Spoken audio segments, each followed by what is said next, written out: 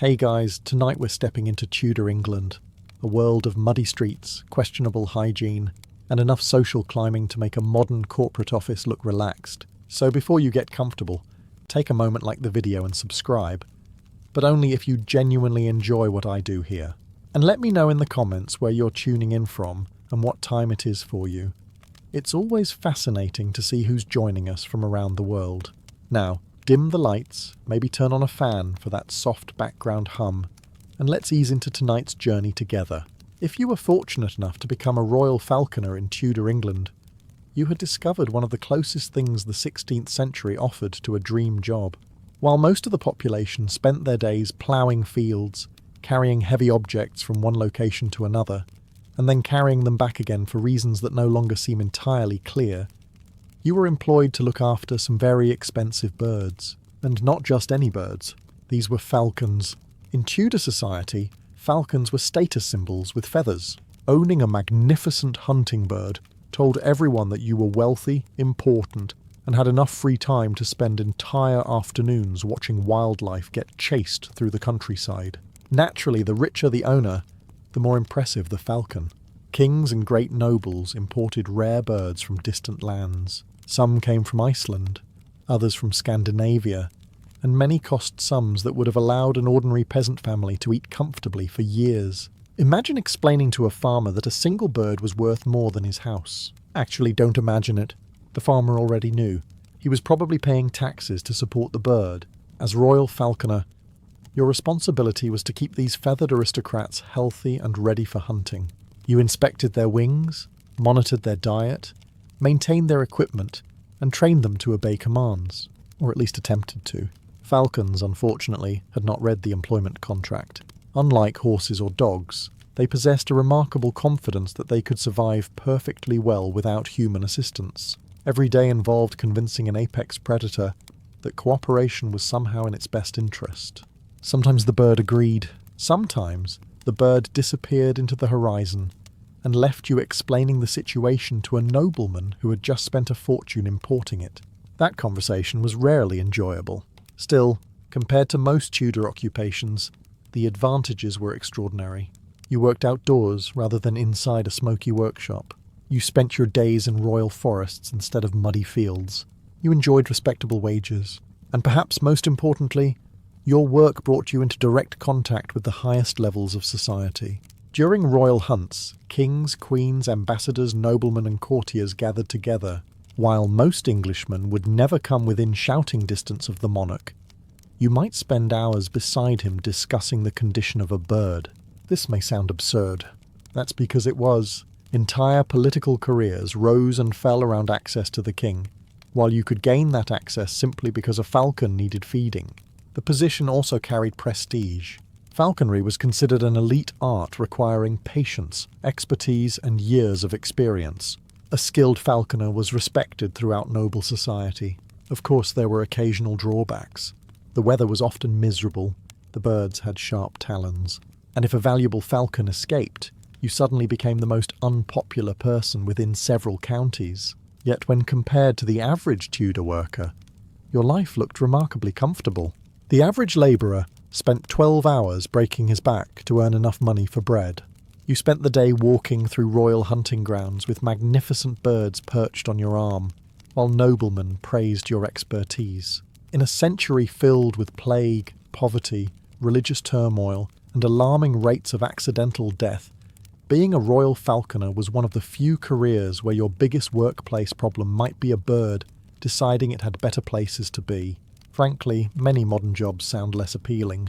While the royal falconer spent his days managing birds that occasionally ignored instructions, the king's jester spent his days doing something even more dangerous, telling jokes to people who could have him executed. At first glance, becoming a jester might sound ridiculous. After all, who dreams of growing up to wear colourful clothing and entertain adults for a living? Yet in Tudor England, a successful court jester occupied a surprisingly privileged position. Most people at court had to measure every word carefully. A careless comment could ruin a reputation, destroy a career, or in extreme cases, create an unexpected appointment with the executioner. The jester, however, operated under different rules. His job was to speak the truth through humour, If a nobleman was behaving foolishly, the jester could mock him. If court politics became absurd, the jester could point it out. If the king made a questionable decision, the jester might even joke about it. Of course, there were limits. This was still Tudor England, not a modern comedy club. You could mock powerful people, but you needed excellent instincts for knowing exactly how far to push a joke before it transformed from entertainment into treason. Think of it as walking a tightrope above a pit full of lawyers, except the lawyers occasionally carried axes. A talented jester could become remarkably influential. Kings often valued their company because jesters provided something rare: honesty. Courtiers constantly flattered the monarch. Advisors carefully chose their words. Ambassadors spoke in diplomatic riddles. Meanwhile, the jester could simply say, "That seems like a terrible idea," and somehow get away with it if he wrapped it in enough humour. Some jesters became trusted companions to rulers. They attended banquets, hunts, celebrations, and private gatherings. They heard conversations that ordinary people would never hear and witnessed political dramas from the front row. The position also came with practical advantages. You lived comfortably. You ate well. You enjoyed royal protection. And unlike most workers, your success depended on wit rather than physical strength. That was a major advantage in a society where many careers involved lifting increasingly heavy objects until your joints permanently filed for retirement. Naturally, the profession was not entirely stress-free. One bad joke could end a career. A poorly timed insult could offend the wrong person. And every audience included some powerful noble who believed he was much smarter than he actually was. Still, compared to spending your life harvesting turnips in the rain, being paid to make the king laugh was a surprisingly attractive career. Provided, of course, that the king actually laughed. That detail mattered considerably. If becoming a jester required courage and becoming a falconer required patience, becoming a royal barber surgeon required something even more impressive: confidence. An extraordinary amount of confidence. The barber surgeon occupied one of the strangest professions in Tudor England, because he combined two jobs that modern society wisely decided should be kept very far apart. One moment he might be trimming a nobleman's beard. The next moment he might be removing a tooth. A few minutes later he could be amputating a limb. Then, after washing his hands to the exact standards of Tudor medicine, which is to say, perhaps not at all, he might return to cutting someone's hair. It was an efficient system. Terrifying but efficient. In Tudor England, physicians studied at universities and spent their time discussing ancient medical theories. Barber surgeons handled the practical work. They pulled teeth, treated wounds, set broken bones, drained infections, and performed minor surgeries. When soldiers returned from battle with injuries, barber surgeons often dealt with the consequences. When someone developed a painful abscess, the barber surgeon was summoned. When a nobleman looked in the mirror and decided his beard needed attention, the barber surgeon was once again called into action. Few careers offered such variety. Very few people could honestly say they had spent the morning discussing hairstyles and the afternoon soaring through a leg. The profession became even more important at court. Kings and nobles constantly required grooming. Fashion mattered enormously among the Tudor elite, and appearance could influence status and reputation. A royal barber therefore gained regular access to powerful people, and access to power was one of the most valuable currencies in England. The king might trust his advisors, but he usually saw his barber more often. Of course, there were significant challenges. Medical knowledge remained painfully limited. Many treatments were based on ancient ideas that were often incorrect.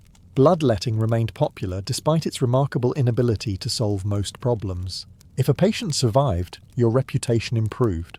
If a patient died, people sometimes blamed the illness.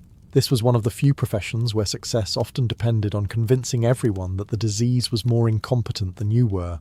Yet despite these difficulties, skilled barber surgeons earned respectable incomes and enjoyed considerable social standing.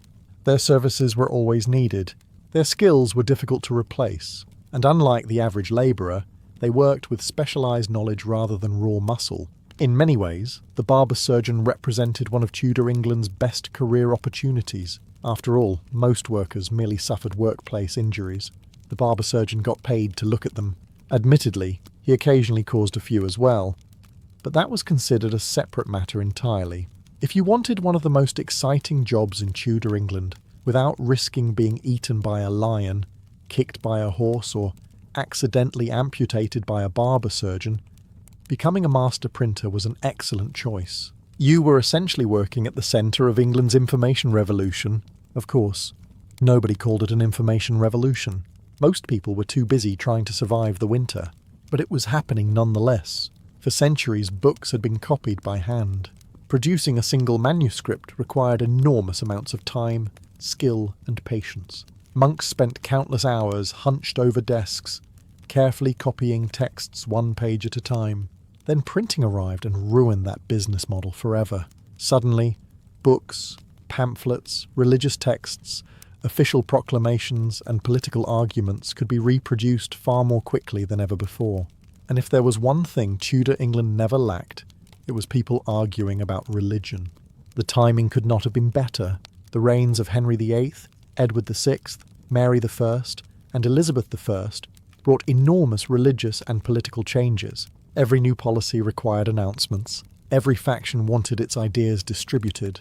Every government wanted its version of events printed and circulated. Printers found themselves at the centre of it all. A successful master printer owned expensive equipment, employed skilled workers, and managed a growing business. Unlike a peasant, whose financial future depended largely on the weather, a printer's prosperity depended on literacy, demand, and political developments. And Tudor politics generated enough material to keep presses busy for years. The profession also carried prestige. Printers worked with scholars, merchants, church officials, lawyers, and government administrators. They interacted with some of the most educated people in the kingdom. This alone made them unusual. In a society where many people could not read, printers were helping shape what others read.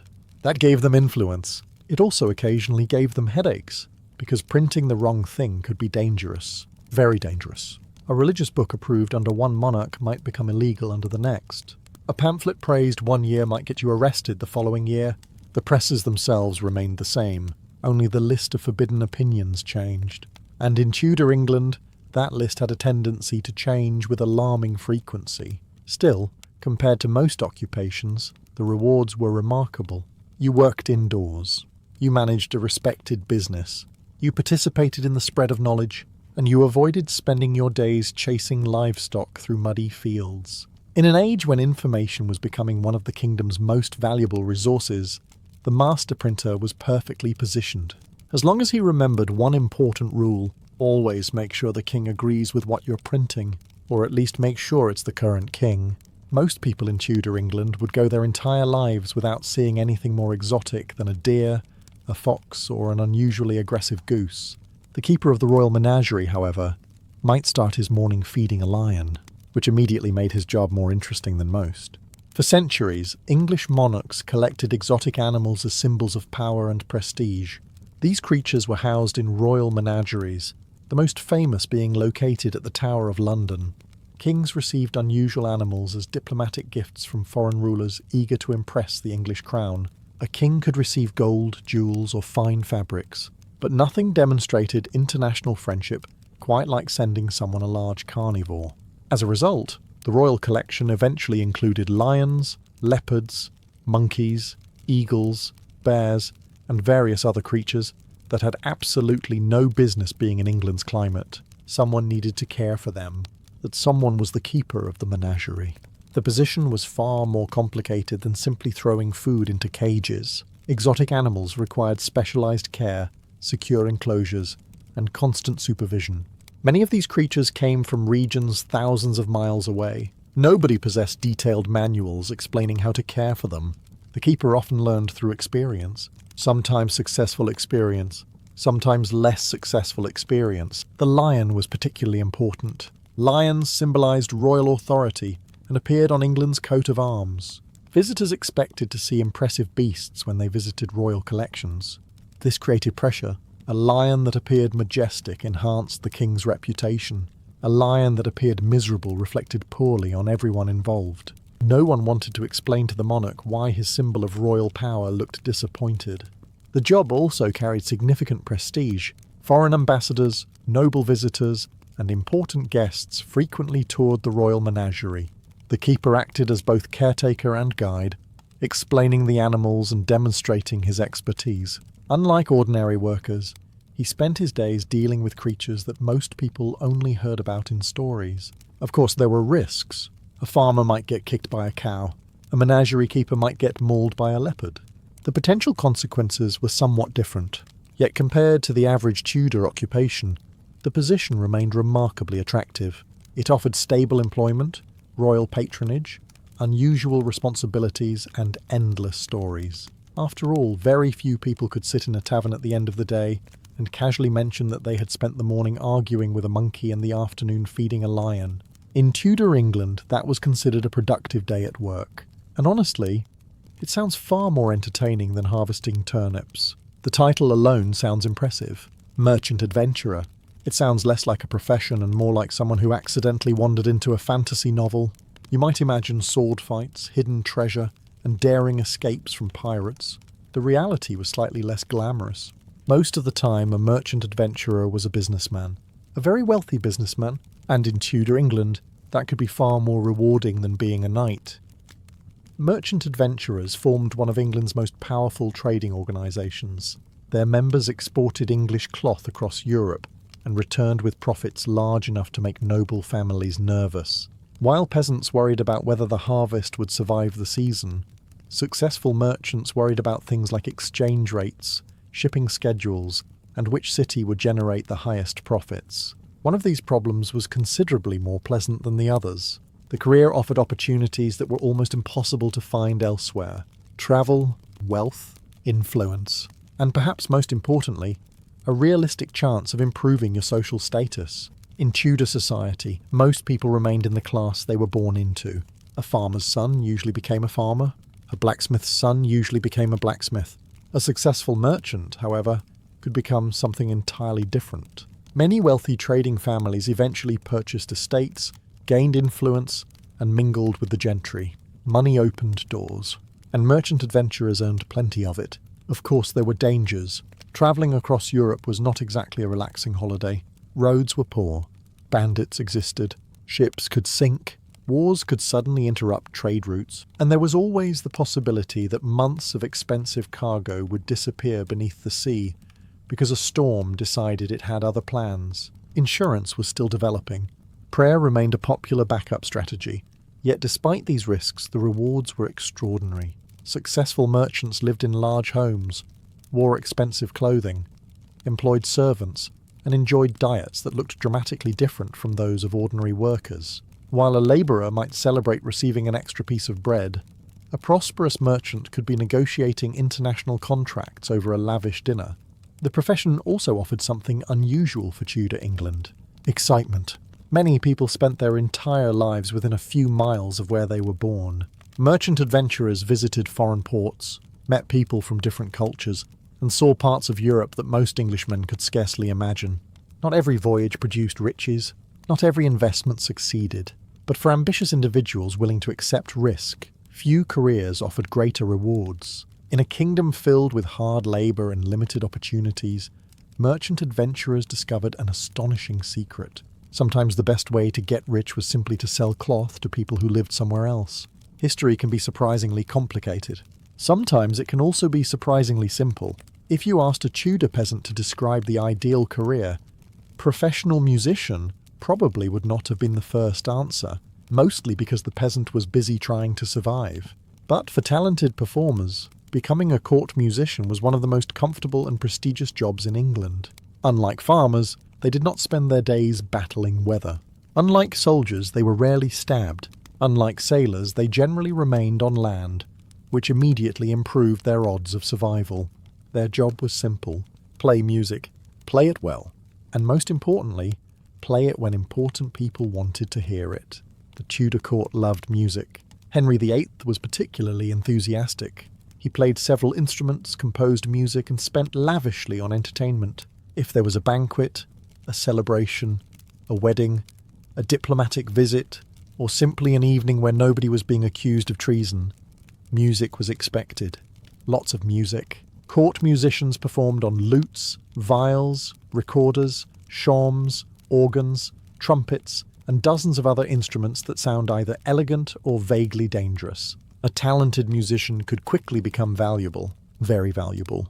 While thousands of labourers could dig a ditch, far fewer people could perform complex compositions before kings and ambassadors without embarrassing themselves. Skill created opportunity, and opportunity created comfort. Court musicians often received regular wages, fine clothing, lodging, and access to elite society. They ate better than most people, lived better than most people, and worked in considerably cleaner environments than most people. The competition, however, was fierce. The Tudor court attracted talented performers from across Europe. Musicians constantly had to improve their abilities because there was always someone younger, faster, and capable of playing an absurd number of notes in a very short amount of time. Still, the profession had advantages that were difficult to ignore. Imagine attending royal banquets, witnessing historic events, travelling with noble households, meeting ambassadors from foreign kingdoms, all because you happened to be exceptionally good at making pleasant sounds. Of course, there were occasional problems. If a performance went badly, everyone noticed. If an important guest disliked the music, everyone noticed. If you accidentally played the wrong piece during a formal ceremony, everyone definitely noticed. Court audiences could be surprisingly demanding, especially when the audience included a monarch who could spend more money on a single feast than an entire village earned in years. Yet compared to the average Tudor worker, life as a court musician was remarkably appealing. While most Englishmen spent their days struggling to earn a living, you spent yours entertaining royalty. Not a bad arrangement, particularly in a century where many careers involved significantly more plague and significantly less applause. If the royal falconer was responsible for the birds, the royal huntsman was responsible for nearly everything else that moved through the forests. And in Tudor England, hunting was serious business. Very serious business. Modern people often think of hunting as a hobby. For Tudor nobles, it was part sport, part social event, part political networking opportunity, and part excuse to wear expensive clothing while riding through the countryside.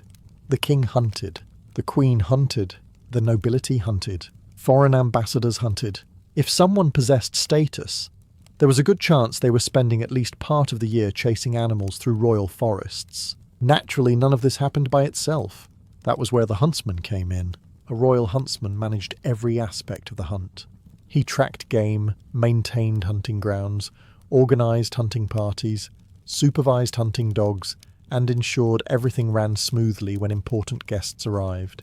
The dogs alone were practically a full-time responsibility. Large packs of hounds required feeding, training, housing, and constant attention. Some huntsmen spent years developing bloodlines of hunting dogs that were prized throughout England. In many ways, they were running one of the kingdom's most specialised animal operations. Except their employees barked.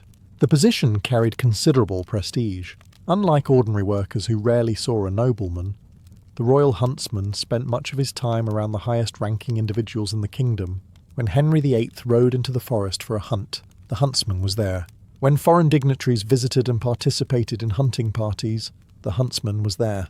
When important conversations took place between powerful people during long rides through the countryside, the huntsman was often nearby. This meant access, and in Tudor England, access was often worth more than money. Of course, the work was not entirely glamorous. The weather frequently refused to cooperate. Animals occasionally refused to cooperate, and noblemen sometimes refused to cooperate. In fact, a surprising amount of the profession involved persuading living creatures to behave sensibly, including the humans. Still, compared to most Tudor careers, the advantages were remarkable. You worked outdoors in beautiful forests rather than filthy city streets. You enjoyed stable employment. You handled valuable animals. You interacted with royalty. And you avoided the endless physical labour that dominated the lives of ordinary people. While a farmer spent his day worrying about whether rain would ruin his crops, the royal huntsman spent his day organising a hunt for kings and nobles. Admittedly, he was still worrying about the weather, but at least he was doing it on horseback, surrounded by trained hounds, and getting paid considerably better for the privilege. For most people in Tudor England, dinner was not a particularly exciting event. Bread, porridge, maybe some vegetables. If things were going exceptionally well, perhaps a little meat. Then you repeated the process tomorrow, and the next day, and probably the day after that. The master cook, however, lived in an entirely different world. He worked at the heart of the great noble households where feasts could involve dozens of servants, hundreds of guests, and enough food to make a modern buffet manager nervous. A successful master cook was not simply someone who knew how to prepare meals. He was part artist, part manager, part accountant, and part military commander.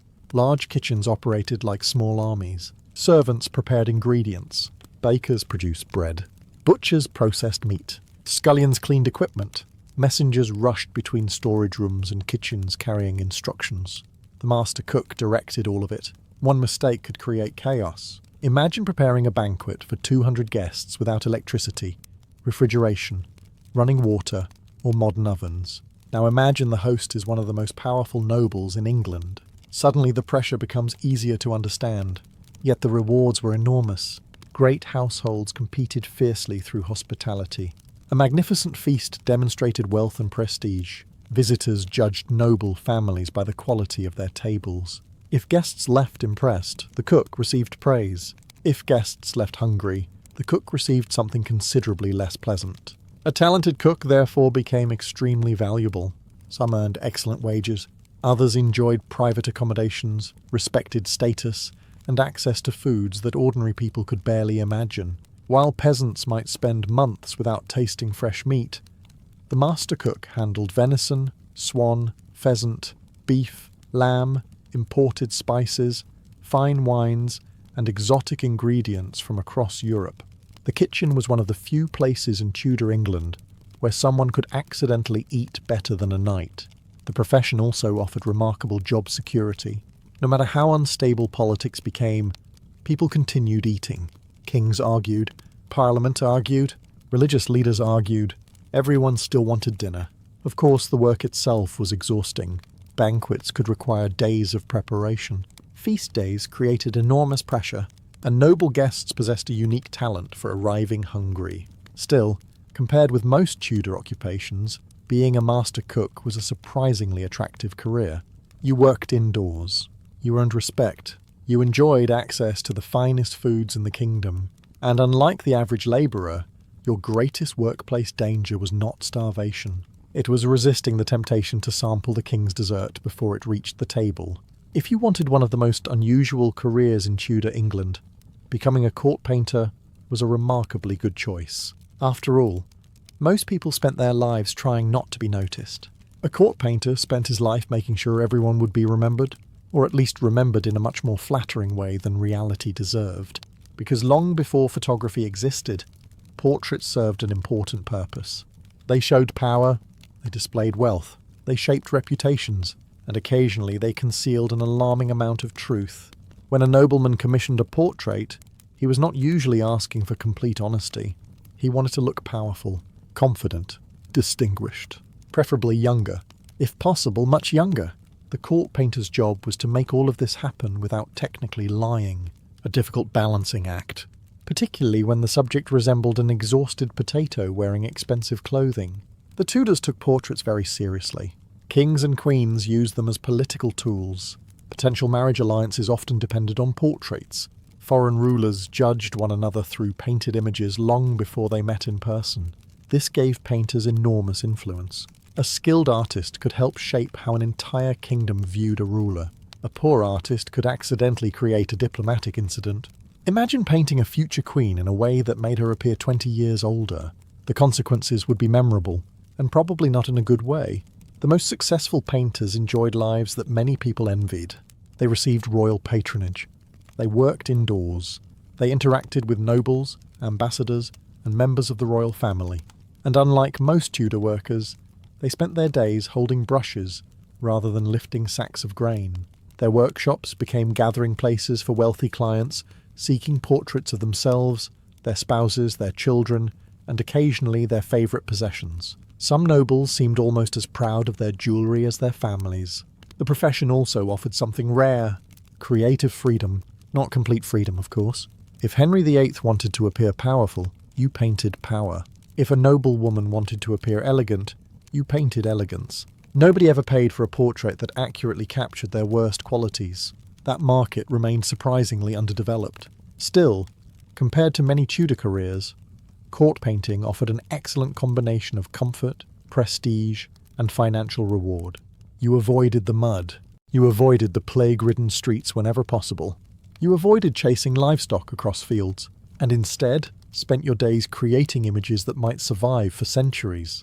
Not bad for a job that essentially involved convincing wealthy people they looked better than they actually did. To be fair, some of them desperately needed the help.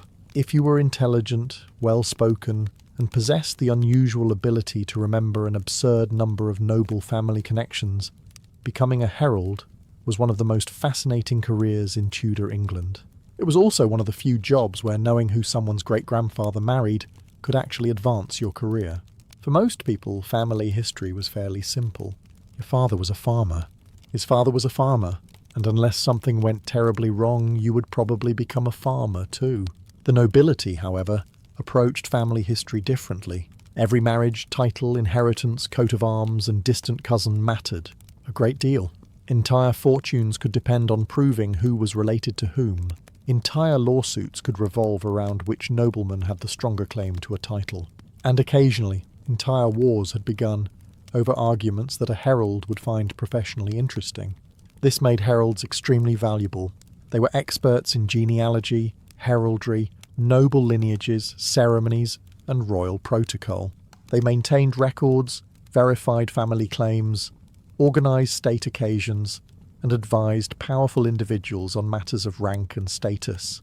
Think of them as part historian, part lawyer, part event planner, and part walking encyclopedia, except with significantly more colourful clothing. Heralds were easy to recognise. They often wore elaborate tabards decorated with royal arms and symbols. During important ceremonies, they stood out immediately, which was fortunate.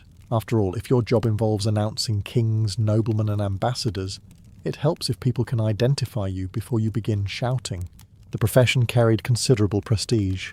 Heralds attended coronations, royal weddings, state funerals, diplomatic events, tournaments, and major public ceremonies. While ordinary citizens watched history happen from the crowd, heralds often stood directly in the middle of it. They announced important visitors, delivered royal messages, and ensured that complicated ceremonies unfolded correctly. Because if there is one thing nobles throughout history have loved, it is complicated ceremonies. The job also offered excellent opportunities for advancement. Experienced heralds became respected authorities whose opinions could influence inheritance disputes and questions of noble status. People listened when they spoke, mostly because nobody else could remember 7 generations of aristocratic family connections without consulting notes. Of course, the profession was not entirely free of challenges. You needed an exceptional memory. You needed diplomatic skills. And you needed the patience to listen to wealthy people explain why their family was more important than everyone else's, repeatedly. Still, compared to the average Tudor occupation, it was a remarkably attractive career. You worked with knowledge rather than muscle. You travelled. You attended great ceremonies.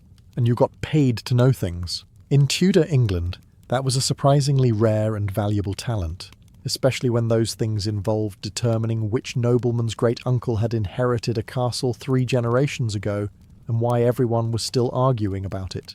If you asked a Tudor peasant to describe the most powerful man in England, he would probably say the king, and he would be correct. But if you asked a clever courtier who had spent years navigating royal politics, he might give a different answer. He might point toward the man standing quietly beside the king. The gentleman of the Privy Chamber held one of the most coveted positions in Tudor England because he enjoyed something that everyone wanted and almost nobody possessed: access. Direct, personal, daily access to the monarch.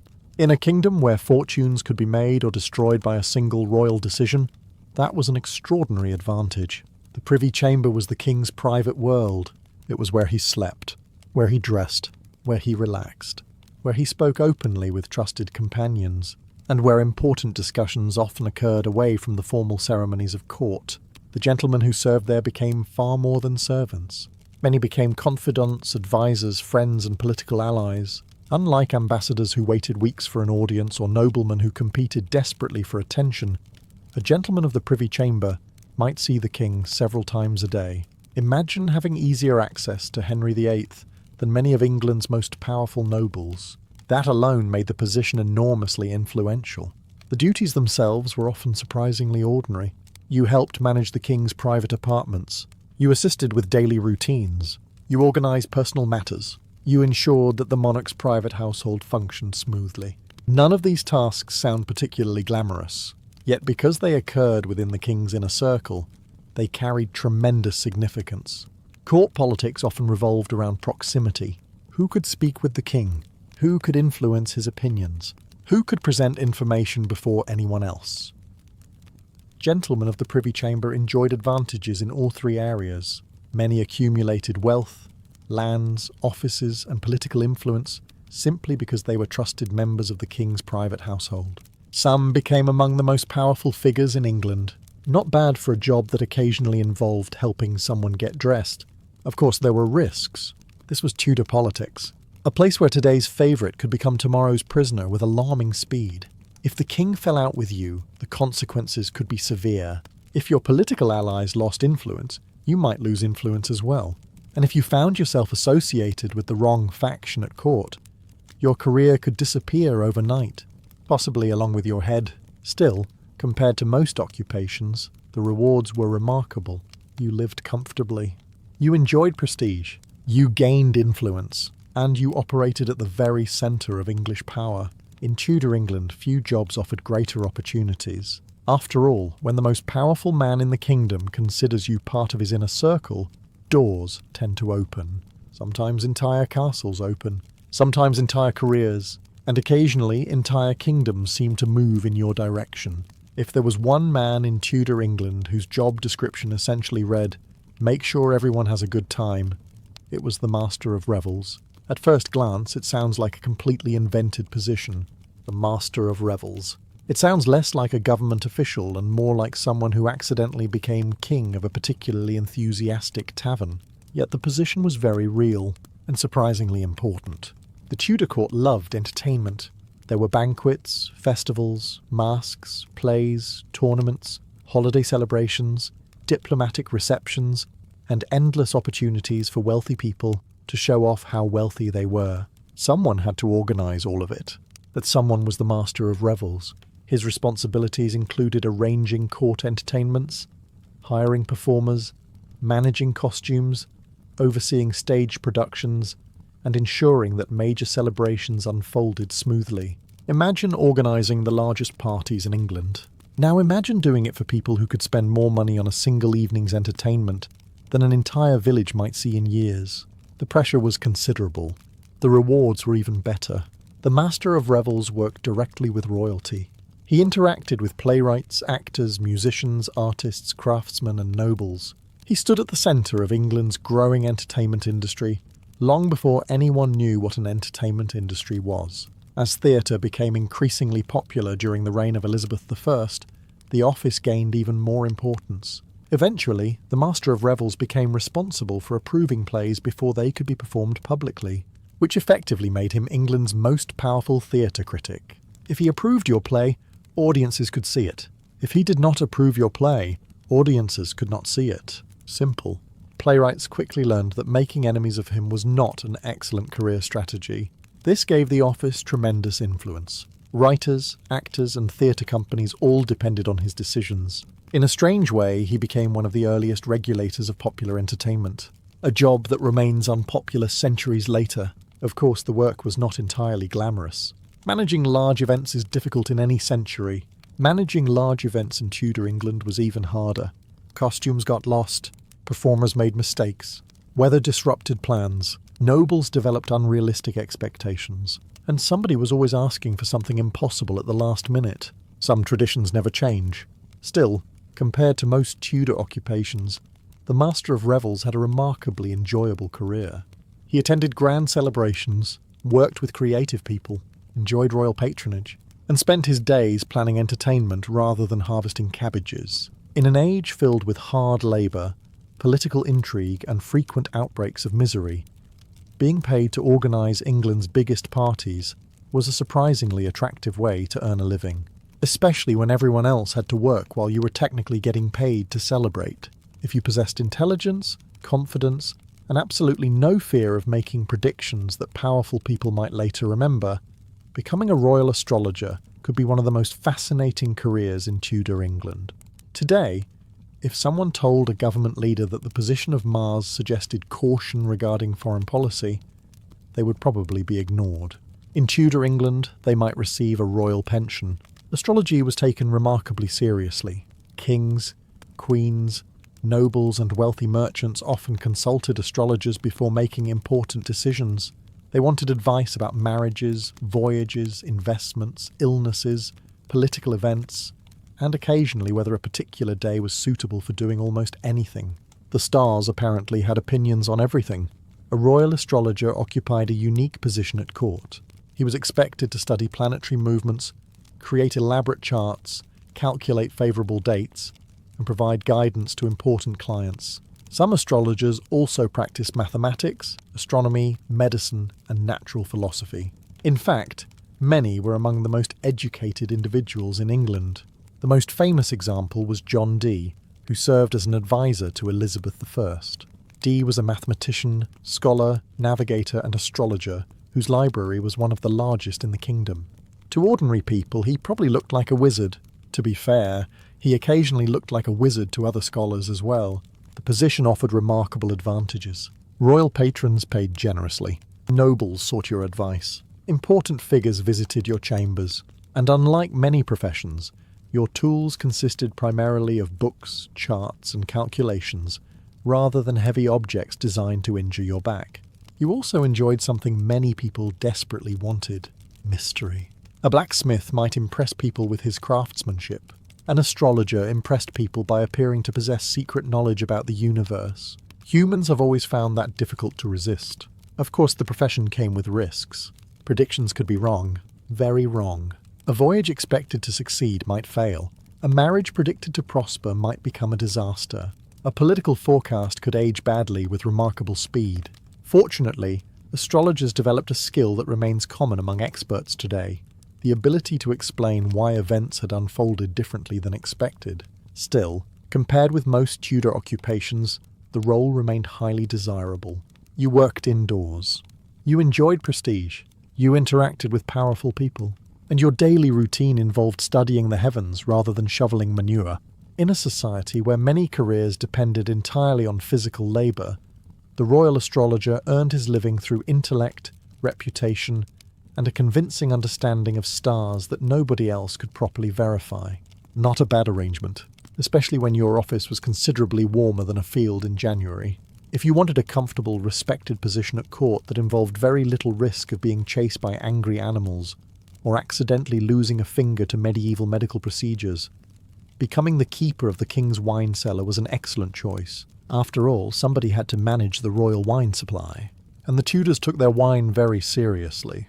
Extremely seriously. In fact, wine was consumed at nearly every level of society. The wealthy drank large quantities of imported wines from France, Spain, Germany, and Italy. At court, enormous amounts were consumed during banquets, celebrations, diplomatic receptions, and ordinary meals. The royal household could go through staggering quantities every year. This meant the king's cellar was not simply a storage room, it was practically a strategic resource. The keeper of the wine cellar oversaw inventories, managed deliveries, monitored quality, organised storage, and ensured that the right wines appeared at the right events. This required far more skill than it might sound. Wine was expensive. Imported wine was even more expensive. And spoiled wine represented a financial disaster, particularly when the customer happened to be the king. Imagine explaining to Henry VIII that several barrels of valuable wine had gone bad because someone failed to monitor storage conditions. That conversation would likely become the worst part of your week. The position also offered excellent opportunities for advancement. The royal household depended on trusted officials to manage valuable resources. A reliable cellar keeper handled goods worth enormous sums of money. Trust was everything. If the king trusted you with his wine, he often trusted you with other responsibilities as well. And unlike many court officials, your duties brought you into contact with almost everyone. Nobles attended banquets. Foreign ambassadors attended banquets. Royal visitors attended banquets. The one thing they all had in common was an interest in what was being served to drink, which meant the cellar keeper quietly occupied an important position behind countless political and diplomatic gatherings. Of course, the work was not entirely free from challenges. Shipments could be delayed. Barrels could leak. supplies could run low, and court celebrations occasionally consumed wine at a rate that suggested tomorrow was not guaranteed. Still, compared to most Tudor occupations, the advantages were extraordinary. You worked indoors. You enjoyed royal patronage. You managed valuable imports. You avoided back-breaking labour. And your workplace happened to contain some of the finest wines in Europe. For a Tudor citizen, that was about as good as employment could get. While millions of people spent their lives struggling through hard physical labour, you spent yours surrounded by barrels of imported wine, trusted by kings, and attending some of the grandest events in England. Not a bad career, though historians have never fully determined how much of the inventory was lost to evaporation and how much was lost to quality control inspections conducted by the keeper himself. Long before protein shakes, energy gels, and fitness influencers explaining the secrets of human performance while standing in front of rented sports cars, ancient athletes were trying to answer the same question everyone asks today. What should I eat if I want to be stronger than the other guy? The earliest Greek athletes had surprisingly simple answers. If you travelled to a training ground in Greece around the 7th or 6th century before Christ, you would not find tables covered with mountains of meat.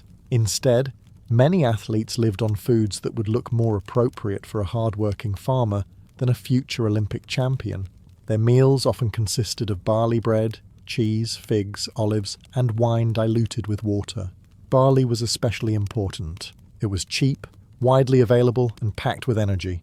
Athletes consumed it in various forms, including thick barley porridge that could keep them full through hours of training. It was not glamorous, but then neither was being punched in the face repeatedly during boxing practice. The Greek physician Galen later wrote extensively about athletic diets and training methods. According to various ancient sources, early athletes were believed to benefit from moderation. Excessive eating was often viewed as harmful. The ideal competitor needed strength, but also speed, endurance, and self-discipline. Greek trainers paid close attention to routine. Athletes followed strict schedules for eating, sleeping, exercising, and bathing. The body was viewed as something that could be carefully shaped through habit and discipline. In many ways, ancient coaches were already experimenting with sports science, even if their laboratories mostly consisted of dusty fields and men arguing loudly about philosophy. The training centres, known as gymnasia, became places where nutrition and exercise went hand in hand. Young competitors learned that victory was not won only during competition. It was built gradually through daily choices. Every meal was considered part of preparation. Of course, athletes still searched for shortcuts. Human nature has always remained wonderfully consistent. Give people a competition, and sooner or later, someone will start asking whether eating 3 times as much cheese might somehow create 3 times as much muscle. For the moment, however, simple foods remained king. Bread, fruit, cheese, and olives fueled generations of competitors who ran races, wrestled opponents, and competed in the earliest Olympic Games. But this modest diet would not last forever. Soon, a new idea would spread through the Greek world. If ordinary men ate ordinary food, perhaps champions needed something much more extreme. The simple diet of bread, figs, cheese, and olives worked well enough for generations of Greek athletes. But eventually, someone looked at a particularly large wrestler and reached a conclusion that has echoed throughout fitness culture for thousands of years. Big muscles must come from eating big things. And what was bigger than meat? By the 5th century before Christ, many athletes began abandoning the older, lighter diets in favour of large quantities of animal flesh. Wrestlers, boxers, and pancration fighters especially embraced the trend. Pancration, for the record, was a sport that combined wrestling and boxing with very few rules. Imagine a sporting event designed by people who thought safety regulations were a sign of personal weakness. One of the most famous examples was Milo of Croton, the legendary wrestler whose appetite became almost as famous as his victories. Ancient stories claimed Milo consumed enormous amounts of food every day. Some accounts describe him eating massive portions of meat, bread, and wine that would make a modern nutritionist faint onto the nearest clipboard. Whether these stories were exaggerated is difficult to know. Ancient writers loved turning successful athletes into larger-than-life heroes. Still, the underlying belief was clear. Strength came from meat. Many trainers argued that animal flesh transferred power directly to the body. If a bull was strong, then eating beef might make a man stronger. If a goat was energetic, perhaps goat meat carried some of that vitality.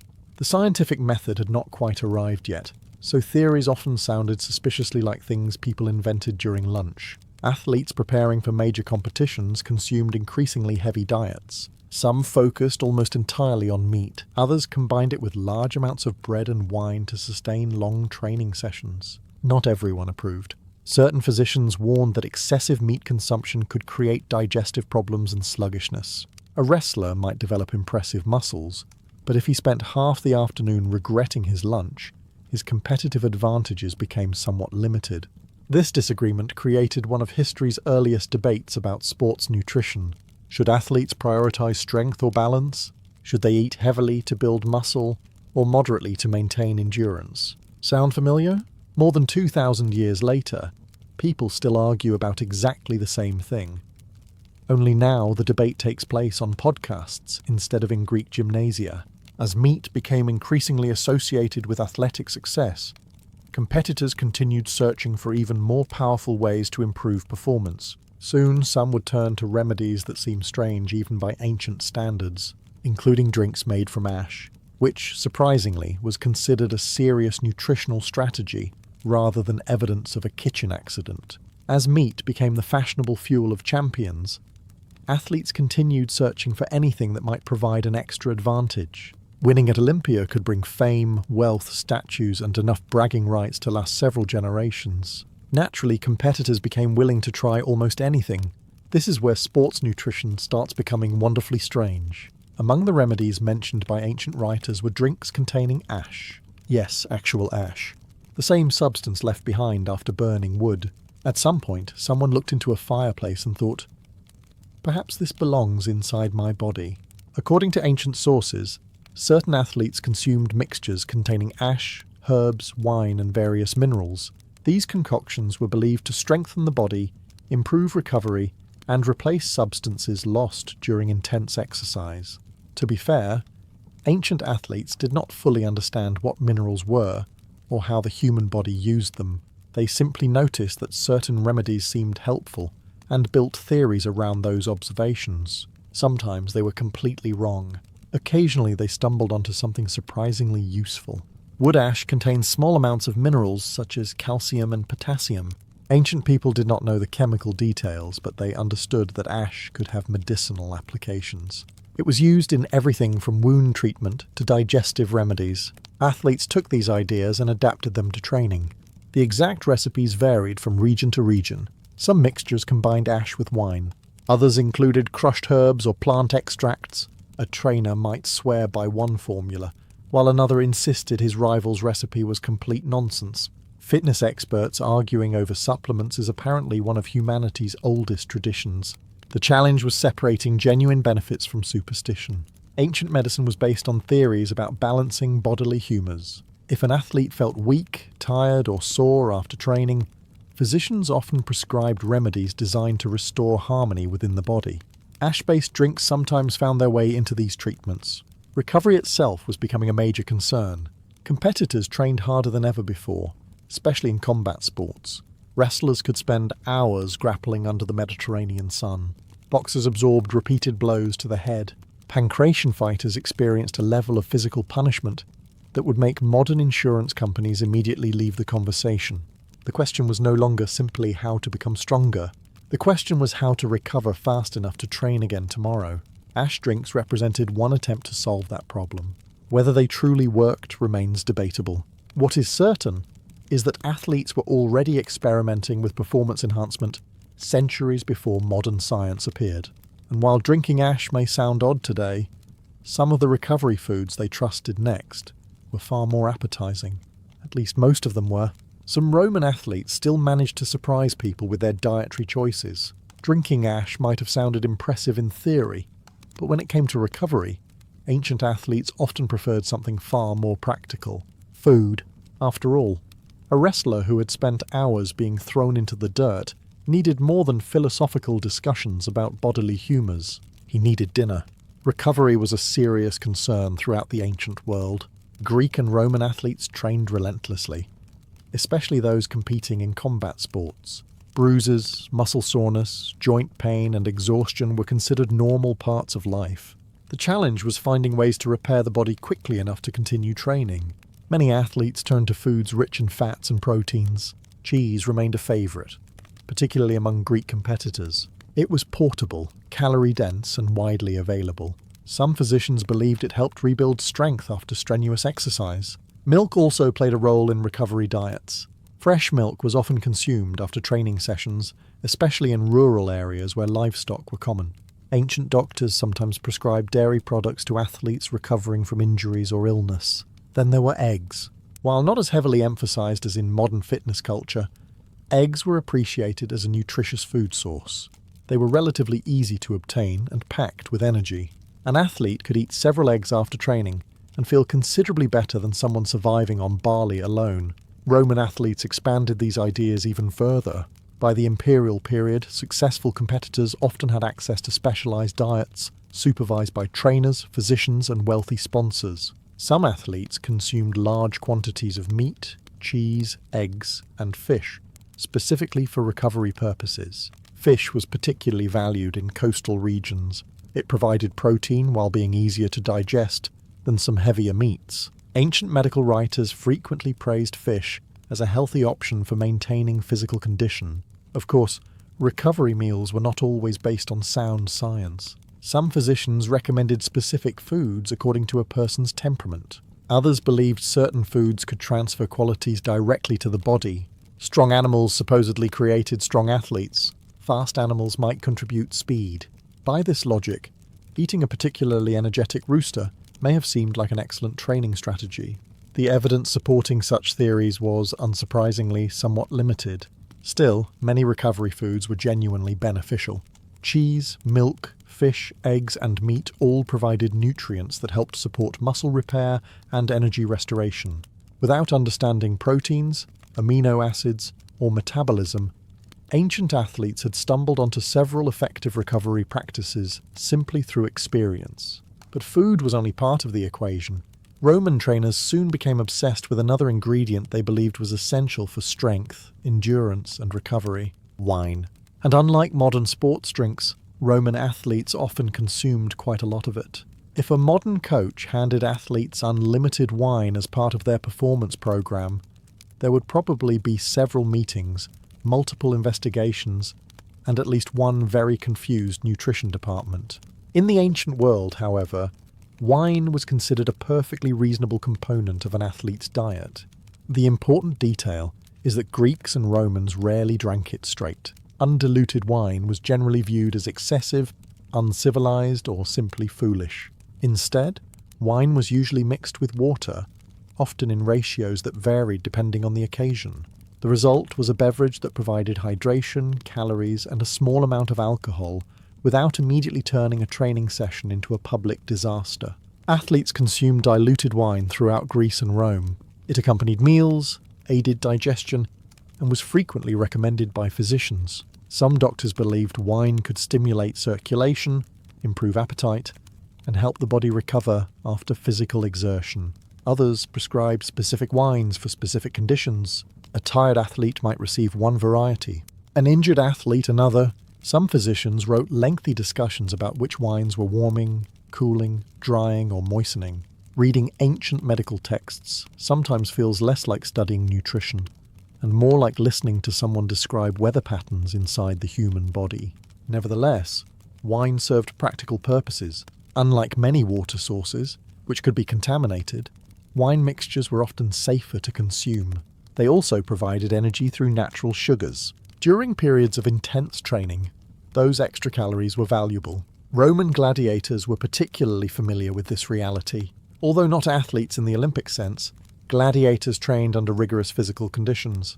They consumed large amounts of food and drink to sustain their demanding routines. Ancient writers frequently mention their reliance on grain-based diets and beverages that helped maintain energy reserves. Some trainers believed wine improved endurance. Others argued it reduced pain and accelerated recovery. After a day of wrestling, boxing, or running under the Mediterranean sun, many athletes were willing to believe almost anything that promised relief. Of course, moderation remained important. Even ancient writers understood that excessive drinking could destroy performance. A champion who arrived at competition barely able to stand upright was unlikely to impress judges, spectators, or opponents. This created a balance. Wine was useful, but only in controlled amounts. At least that was the theory. In practice, human beings have always been remarkably talented at turning moderation into excess. Still, compared to some of the other nutritional experiments taking place across the Roman world, diluted wine was relatively sensible. The next generation of trainers would become fascinated by something even more ambitious.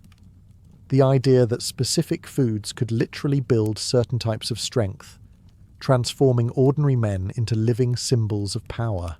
By the Roman period, sports nutrition had evolved far beyond simple questions of calories and recovery. Athletes, trainers, and physicians increasingly believed that certain foods possessed special qualities that could be transferred directly into the human body. The theory was simple. If an animal was strong, eating that animal might make you strong. If an animal was fast, perhaps some of that speed could be borrowed. If an animal was fierce, courageous, or resilient, then consuming its flesh might help cultivate those same traits. To modern ears, this sounds less like nutrition and more like magical thinking. But for much of ancient history, it was a perfectly respectable idea. The ancient world lacked microscopes, laboratories, and nutrition science. People understood the world through observation. A bull was obviously powerful.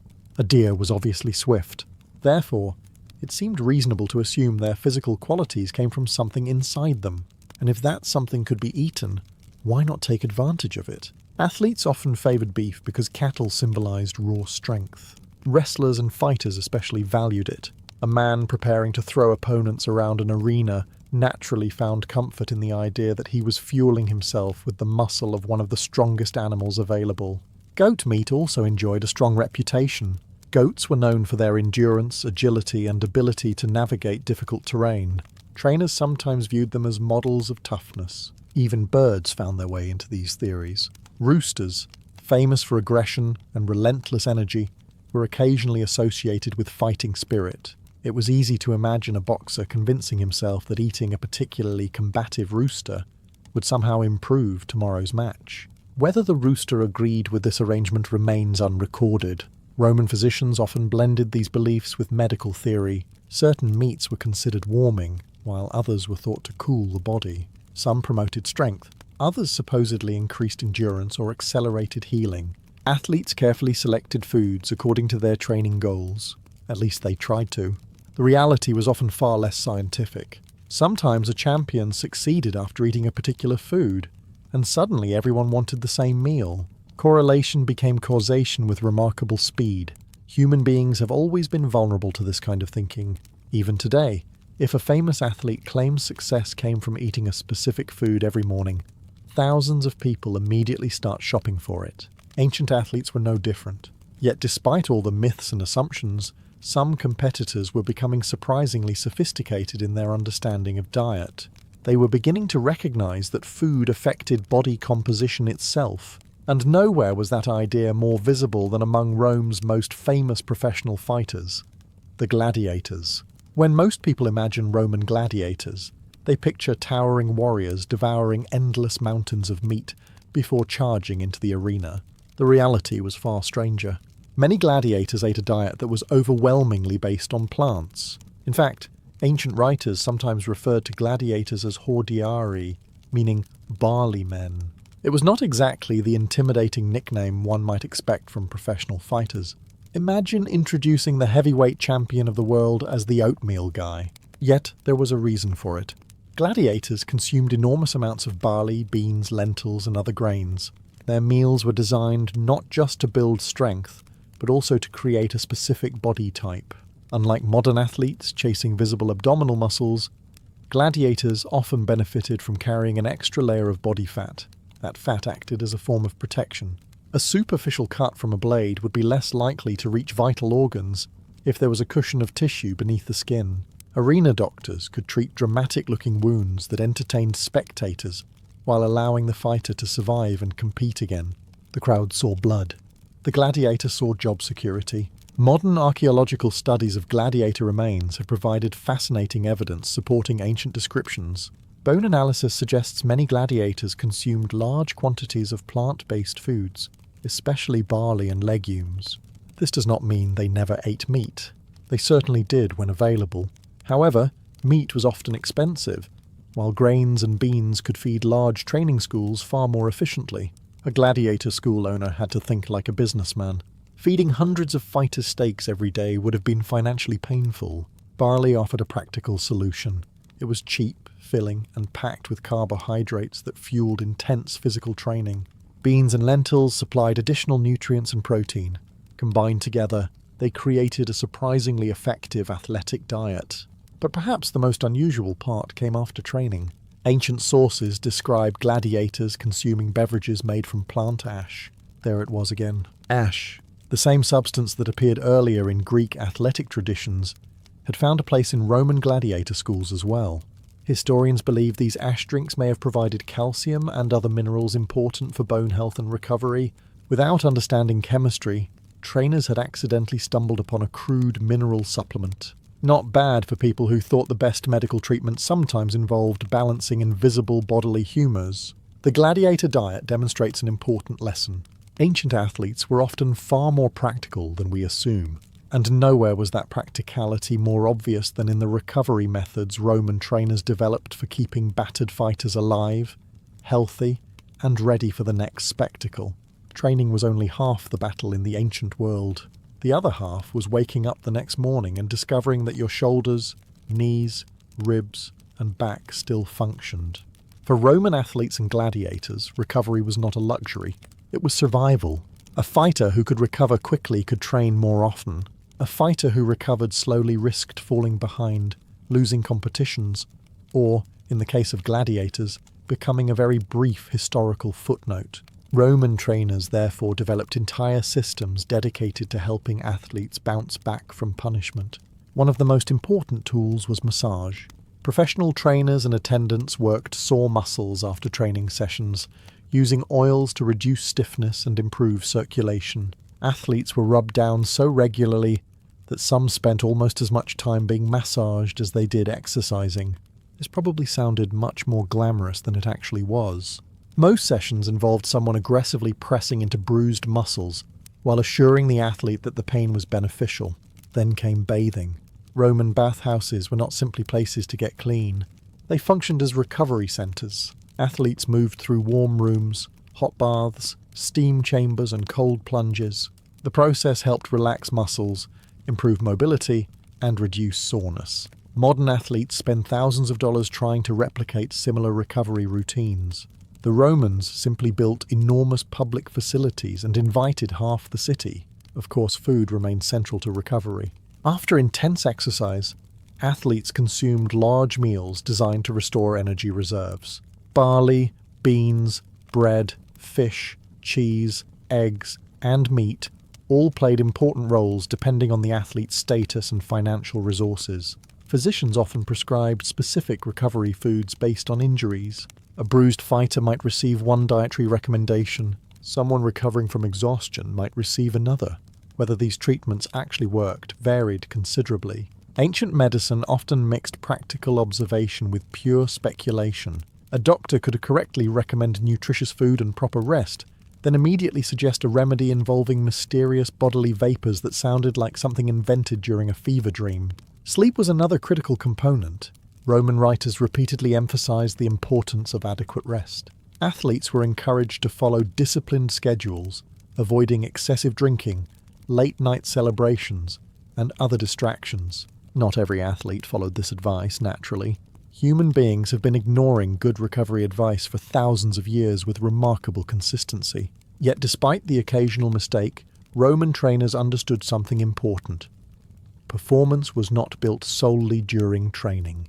It was built during recovery. The strongest athlete was not necessarily the one who trained the hardest. Sometimes it was the one who recovered the smartest.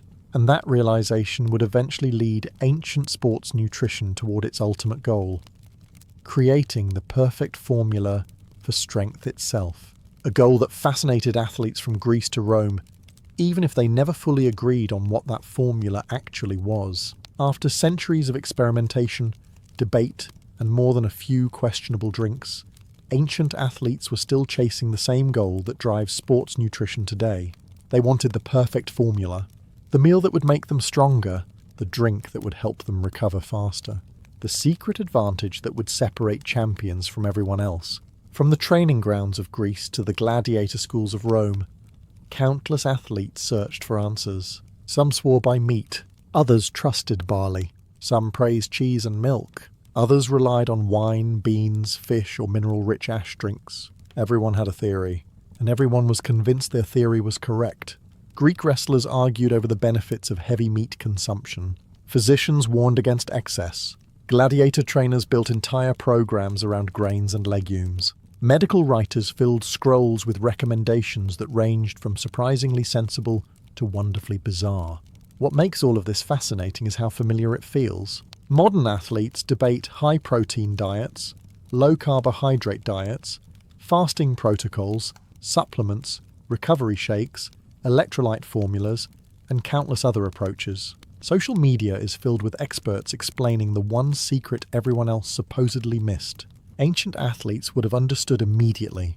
They lived in a world overflowing with nutritional advice. The technology was different. Human nature was exactly the same. Despite their mistakes, many ancient athletes arrived at conclusions that modern science would eventually support. They recognized the importance of consistent nutrition. They understood that recovery mattered. They valued hydration, rest, and proper training schedules. They experimented with foods rich in energy and nutrients, not bad for people who had never heard the words protein, carbohydrate, calorie, or vitamin. Of course, they also drank ash. No historical period gets everything right. Yet perhaps that is what makes ancient sports nutrition so interesting. It sits at the crossroads between observation and superstition, experience and guesswork, practical wisdom and outright nonsense. Some ideas failed completely. Others survived for thousands of years. The athletes themselves continued pushing their bodies to the limit, searching for strength in every meal and every remedy. Whether competing at Olympia, wrestling in a Greek gymnasium, or fighting beneath the roar of a Roman crowd, they all shared the same hope, that tomorrow they would be a little stronger than they were today. And in many ways, that simple goal connects every athlete across history. The supplements have changed, the gym equipment has changed, the science has changed, but the dream remains exactly the same, to find that elusive edge that turns effort into greatness and transforms ordinary competitors into legends. Long before anyone ran from Marathon to Athens, before legends blurred into history, and before one battle became famous enough to inspire a race thousands of years later, there was an empire so vast that most Greeks could barely comprehend its size. It was the Persian Empire. By the early 5th century before Christ, the Persian kings ruled lands stretching from modern-day Egypt to the borders of India. Their armies marched across deserts, mountains, forests, and rivers. Their subjects spoke dozens of languages and worshipped countless gods. Compared to Persia, the Greek world looked tiny. The Greeks themselves were not one united nation. They lived in hundreds of independent city-states scattered across the mainland, islands, and coastlines of the Aegean Sea. Athens, Sparta, Corinth, Thebes, and countless others spent nearly as much time arguing with each other as they did worrying about foreign threats. If there had been an Olympic event for political squabbling, the Greeks would have dominated it. Meanwhile, Persia continued growing. The empire had been built by powerful rulers such as Cyrus the Great and expanded further under Darius I. Darius was ambitious, organized, and determined to strengthen Persian control wherever possible. He governed one of the largest empires the world had ever seen, and possessed resources that Greek cities could only dream about. Many Greek communities along the western coast of Asia Minor had already fallen under Persian authority. These cities retained some local freedoms, but ultimately they answered to Persian governors and Persian power. Not everyone was happy about that arrangement. Among the Greeks, independence was deeply valued. The idea of answering to a distant king across the sea felt uncomfortable, especially for people accustomed to managing their own affairs. Tensions simmered for years as resentment toward Persian rule quietly grew. Athens watched these developments with increasing concern. The city was still developing its democratic institutions and beginning to emerge as a significant power in Greece. Its citizens were proud of their freedoms and fiercely protective of their autonomy. The prospect of Persian influence reaching the Greek mainland alarmed many Athenians. At first, war seemed unlikely.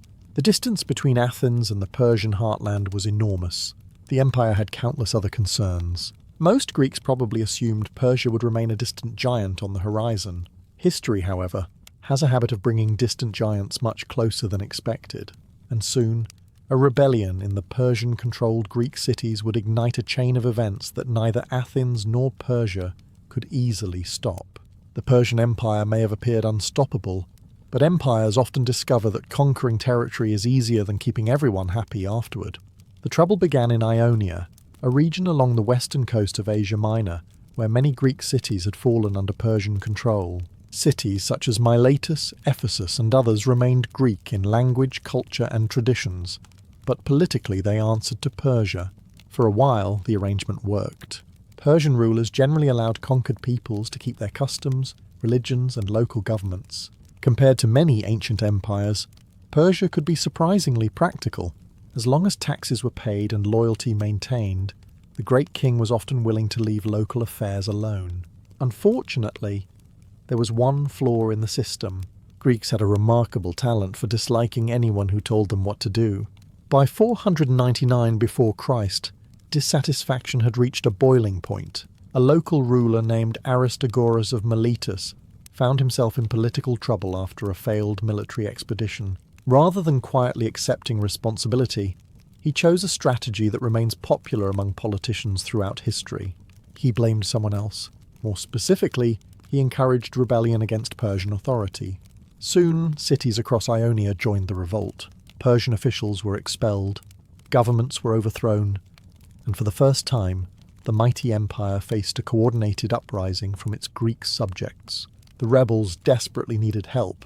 Unfortunately for them, most Greek cities showed little interest in volunteering. Supporting a rebellion against the largest empire on earth sounded heroic in theory. In practice, it sounded like an excellent way to become conquered.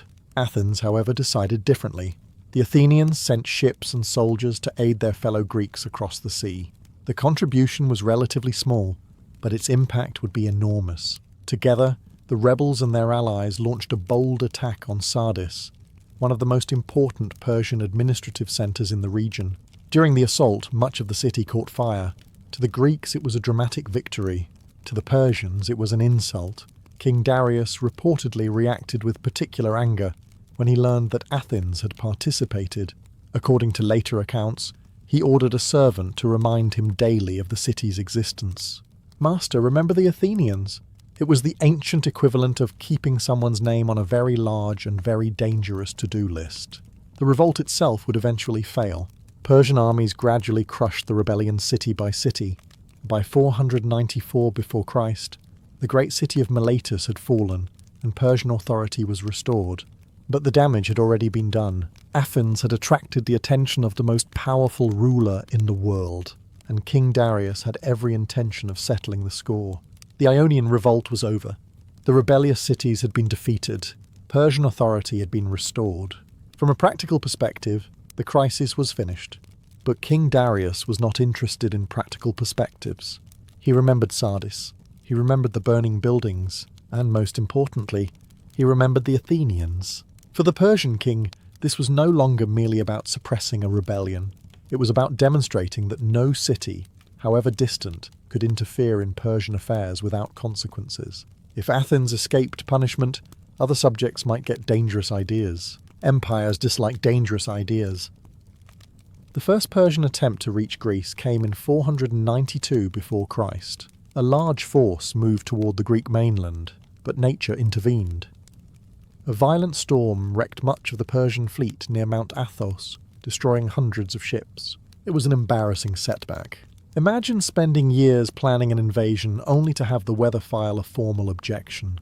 Darius, however, was not discouraged. 2 years later, a second expedition was organised. This time the Persians carefully crossed the Aegean, capturing islands and demanding submission from Greek cities along the way.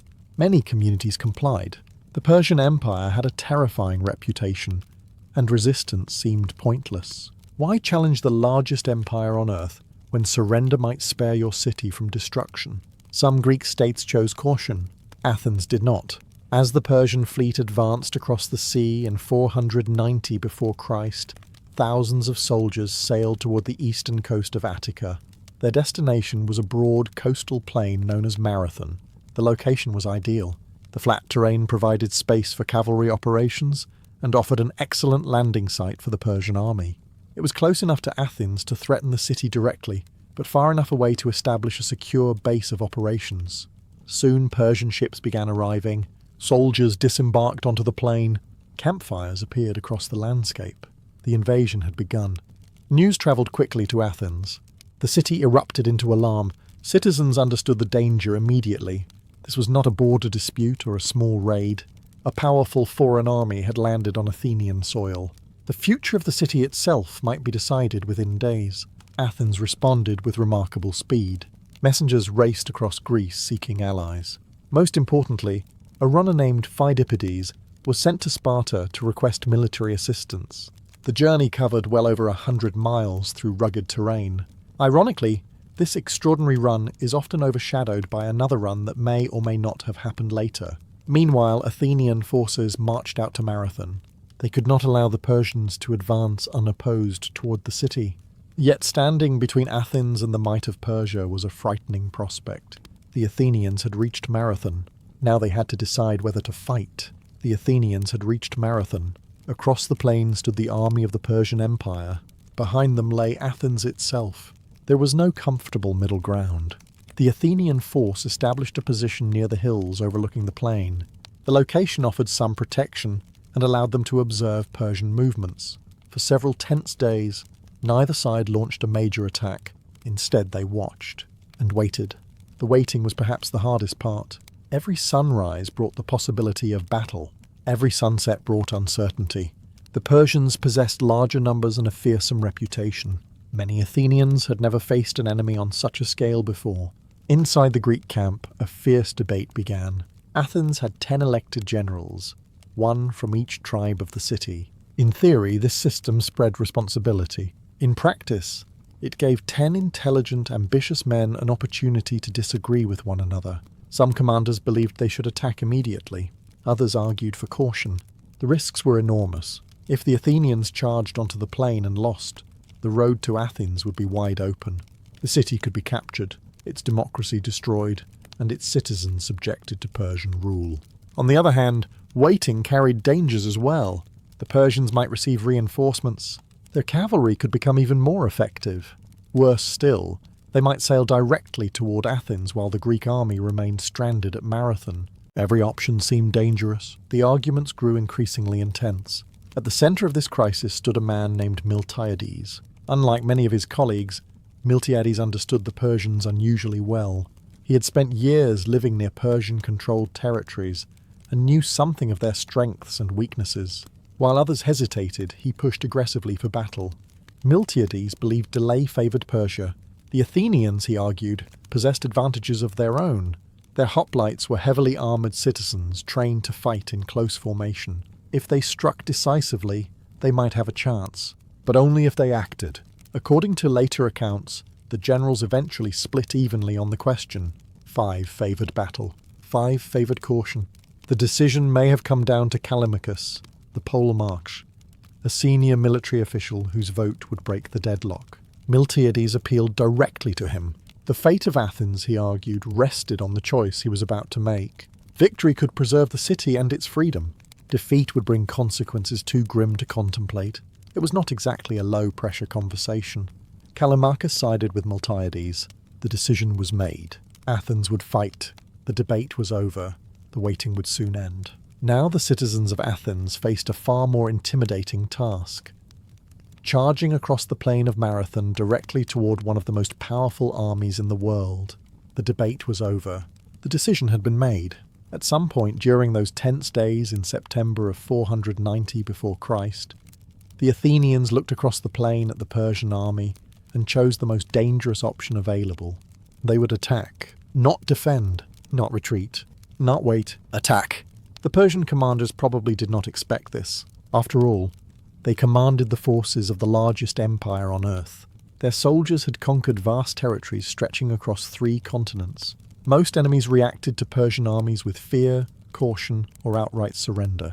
The Athenians responded by running directly toward them. Early in the morning, the Greek army formed its battle line. Around 10,000 Athenian hoplites stood shoulder to shoulder, joined by roughly 1,000 loyal soldiers from the small city of Plataea. They faced a larger Persian force spread across the plain. The contrast between the armies was striking. Persian soldiers were often lightly armoured. They relied heavily on archers, mobility, and flexibility. Their equipment allowed them to move quickly across the battlefield. The Greek hoplites were the opposite. Each man carried a large shield, bronze helmet, body armour, and a long spear. Together they formed a dense wall of shields and weapons. Individual skill mattered less than discipline. Every soldier depended upon the man standing beside him. It was essentially a giant moving traffic jam equipped with spears. As the signal was given, the Greek line advanced. Then something extraordinary happened. The Athenians began running. Ancient historians describe the Greeks charging across the plain toward the Persian army. Whether they sprinted the entire distance, or only part of it, remains debated. But the effect was undeniable. The Persians watched thousands of armoured men rushing directly at them. To Persian observers, this may have looked less like military strategy and more like collective insanity. The charge reduced the time Persian archers had to fire their arrows. Before long, the 2 armies crashed together. The impact was brutal. Bronze shields slammed into wicker shields. Spears shattered. Men pushed, stabbed, struggled, and fought at arm's length. Initially, the Persian centre performed well. The Greek middle ranks began to give ground under intense pressure. For a moment, it appeared the Persian army might break through, but Miltiades had anticipated this possibility. The Greek wings had been strengthened, while the centre was deliberately thinned. As the Persian centre pushed forward, the stronger Greek flanks began driving back their opponents. Slowly the Persian formation became exposed. Then the Greek wings turned inward. The Persians suddenly found themselves trapped. The battle that had begun with a desperate charge was about to become one of the most shocking victories in military history. The battle had reached its decisive moment.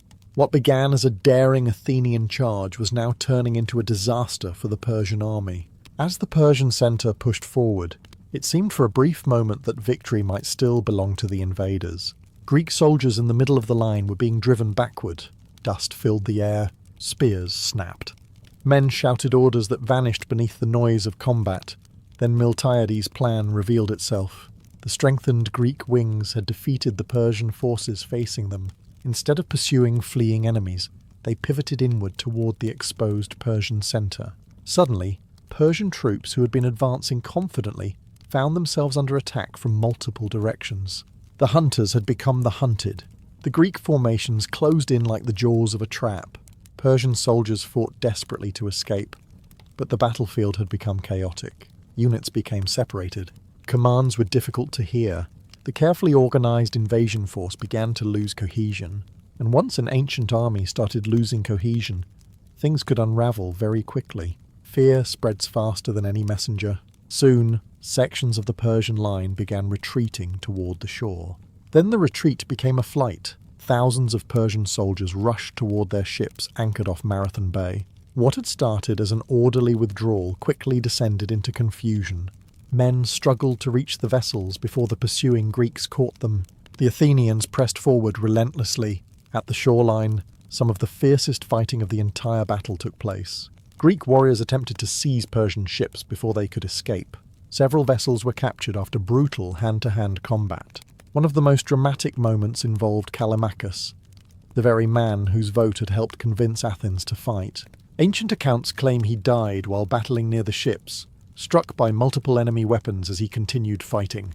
If true, it was a grim reminder that the men making decisions in ancient warfare often stood in the front lines themselves. By the end of the battle, the Persian army had suffered a shocking defeat. Ancient sources claim Persian losses numbered in the thousands, while Athenian casualties were remarkably low by comparison. The exact figures remain debated by historians, but there is no doubt about the outcome. The Persians had been beaten, not by a rival empire, not by a vast coalition, but largely by the citizen soldiers of a single Greek city. The victory stunned the Greek world. It also created a new problem. The Persian fleet had survived, and while the battle was over, the danger to Athens was not. The Persians still had ships, soldiers, and one final opportunity to strike directly at the city itself. The race to save Athens was about to begin. The Battle of Marathon was won. The Persian army had been driven from the field. Their soldiers were retreating toward their ships. The Athenians had achieved what many thought impossible. But Miltiades was not celebrating. Not yet, because while the Persians had lost the battle, they still possessed something extremely dangerous. Their fleet, the Persian ships, remained intact, and the commanders had one obvious option available. Instead of continuing the fight at Marathon, they could simply sail around the coast and attack Athens directly. The city was vulnerable. Most of its army was still standing on the battlefield miles away. If the Persian fleet reached Athens before the soldiers returned, the city could be caught unprepared. In other words, the battle might have been won while the war was simultaneously being lost. Miltiades understood the danger immediately. There was no time for victory speeches, heroic statues, or lengthy discussions about who deserved credit. The army had to move. Fast. Very fast. The exhausted Athenian soldiers gathered themselves and began one of the most remarkable marches in military history. These men had just fought a major battle. Many were wounded. Most were physically exhausted. All were carrying heavy equipment. Yet they turned around and marched back toward Athens as quickly as possible. The distance was roughly 25 miles. Today that journey sounds challenging. Doing it immediately after fighting for your life in hand-to-hand combat is considerably less appealing. Meanwhile, the Persian fleet was already moving. The ships rounded the southern tip of Attica and headed toward Athens. The Persian commanders may have hoped that the city's defenders had been drawn away to Marathon, leaving the capital exposed.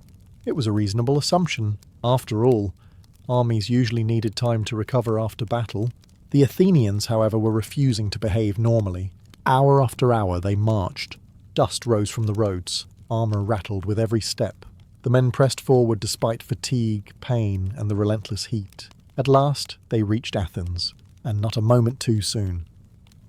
When the Persian fleet appeared off the coast, the invaders were greeted by an unexpected sight. The Athenian army was already there. The same army that had defeated them at Marathon now stood ready to defend the city. The Persians had lost their opportunity. After observing the situation, the fleet withdrew. Athens was safe. The victory at Marathon was complete. Yet as the years passed, another story began attaching itself to these events. A story about a lone runner carrying news of victory. A story repeated so often that it eventually became more famous than the march of the entire army. And whether it truly happened or not, it would create one of the most enduring legends in history. The Battle of Marathon was over. Athens had survived. The Persian fleet had withdrawn. For most cities, that would have been enough. History would remember the victory, the soldiers, and the generals who made it possible. Instead, history became fascinated by a runner. According to the famous story, a messenger named Phidippides raced from Marathon to Athens after the battle. Upon reaching the city, he announced the Greek victory, delivered his message, and then collapsed dead from exhaustion. It is a dramatic tale. It has everything people love in a legend: a desperate race, a heroic messenger, a final triumphant announcement, and a tragic ending. The problem is that the story becomes less certain the closer historians examine it. The earliest historian to write about the Persian Wars was Herodotus, often called the father of history. Writing only a few decades after the events, he described a remarkable run by Phidippides. But it was not the run most people know. According to Herodotus, Phidippides ran from Athens to Sparta before the battle to request military assistance. This journey covered roughly 150 miles across difficult terrain. Even today, completing such a run would be an extraordinary achievement. Remarkably, Phidippides supposedly reached Sparta in just 2 days. Yet Herodotus says nothing about a run from Marathon to Athens after the battle. Nothing. For a historian who loved dramatic stories, that omission is striking. The more familiar version appears centuries later in the writings of authors such as Plutarch and Lucian. Their accounts describe a victorious messenger racing from Marathon to Athens and delivering news of success before dying from exhaustion. By then, the story had grown considerably. This does not necessarily mean it was invented. Ancient events were often preserved through oral traditions before being written down. It is entirely possible that some messenger carried news from the battlefield to Athens. In fact, someone almost certainly did. The question is whether it happened exactly as later writers described. Historians continue debating the issue today. What is beyond dispute is that the legend captured people's imagination. The image of a lone runner sacrificing everything to deliver a message proved impossible to forget. Meanwhile, the actual achievement of the Athenian army was arguably even more impressive. Thousands of heavily armed soldiers fought a battle and then marched back to Athens at remarkable speed to defend their city. Yet legends have a habit of favouring individuals over crowds. One runner became immortal, and over the centuries, his story would inspire an entirely new tradition, transforming an ancient battlefield into the birthplace of one of the world's most famous sporting events. The Battle of Marathon ended more than 2,500 years ago. The soldiers are gone. The Persian ships have long since rotted away. The battlefield itself has become quiet. Yet somehow the events of that September day continue to influence millions of people around the world. Not because of the battle alone, but because of the legend that followed it. For centuries the story of Pheidippides remained exactly that, a story. Historians debated it, scholars wrote about it, and readers admired it. But nobody turned it into a sporting event. Then, in the late 19th century, something unexpected happened. The modern Olympic Games were being revived. Organisers wanted events that connected the new competition to the glory of ancient Greece. They searched for ways to celebrate the past, while creating something exciting for modern athletes. The legend of Marathon provided the perfect inspiration. A race was proposed that would commemorate the famous run from Marathon to Athens. It was dramatic, it was historical, and unlike chariot racing, it required significantly fewer horses. At the first modern Olympics in Athens in 1896, competitors lined up to run the route associated with the ancient legend. The event immediately captured public attention. Thousands of spectators watched. The race became one of the highlights of the Games. A Greek runner named Spiridon Louis won the event, sending the crowd into celebration. For many Greeks, it felt as though history itself had come full circle. The marathon was born. Over time, the race spread across the world. Cities began organising their own marathons. Athletes pushed themselves to new limits. What started as a tribute to an ancient story gradually became one of the most respected endurance challenges on Earth. Ironically, the modern marathon distance is not even exactly the distance between Marathon and Athens. The current standard was established later for practical reasons involving the Olympic Games in London. History, as usual, refused to remain perfectly tidy, yet the symbolism endured.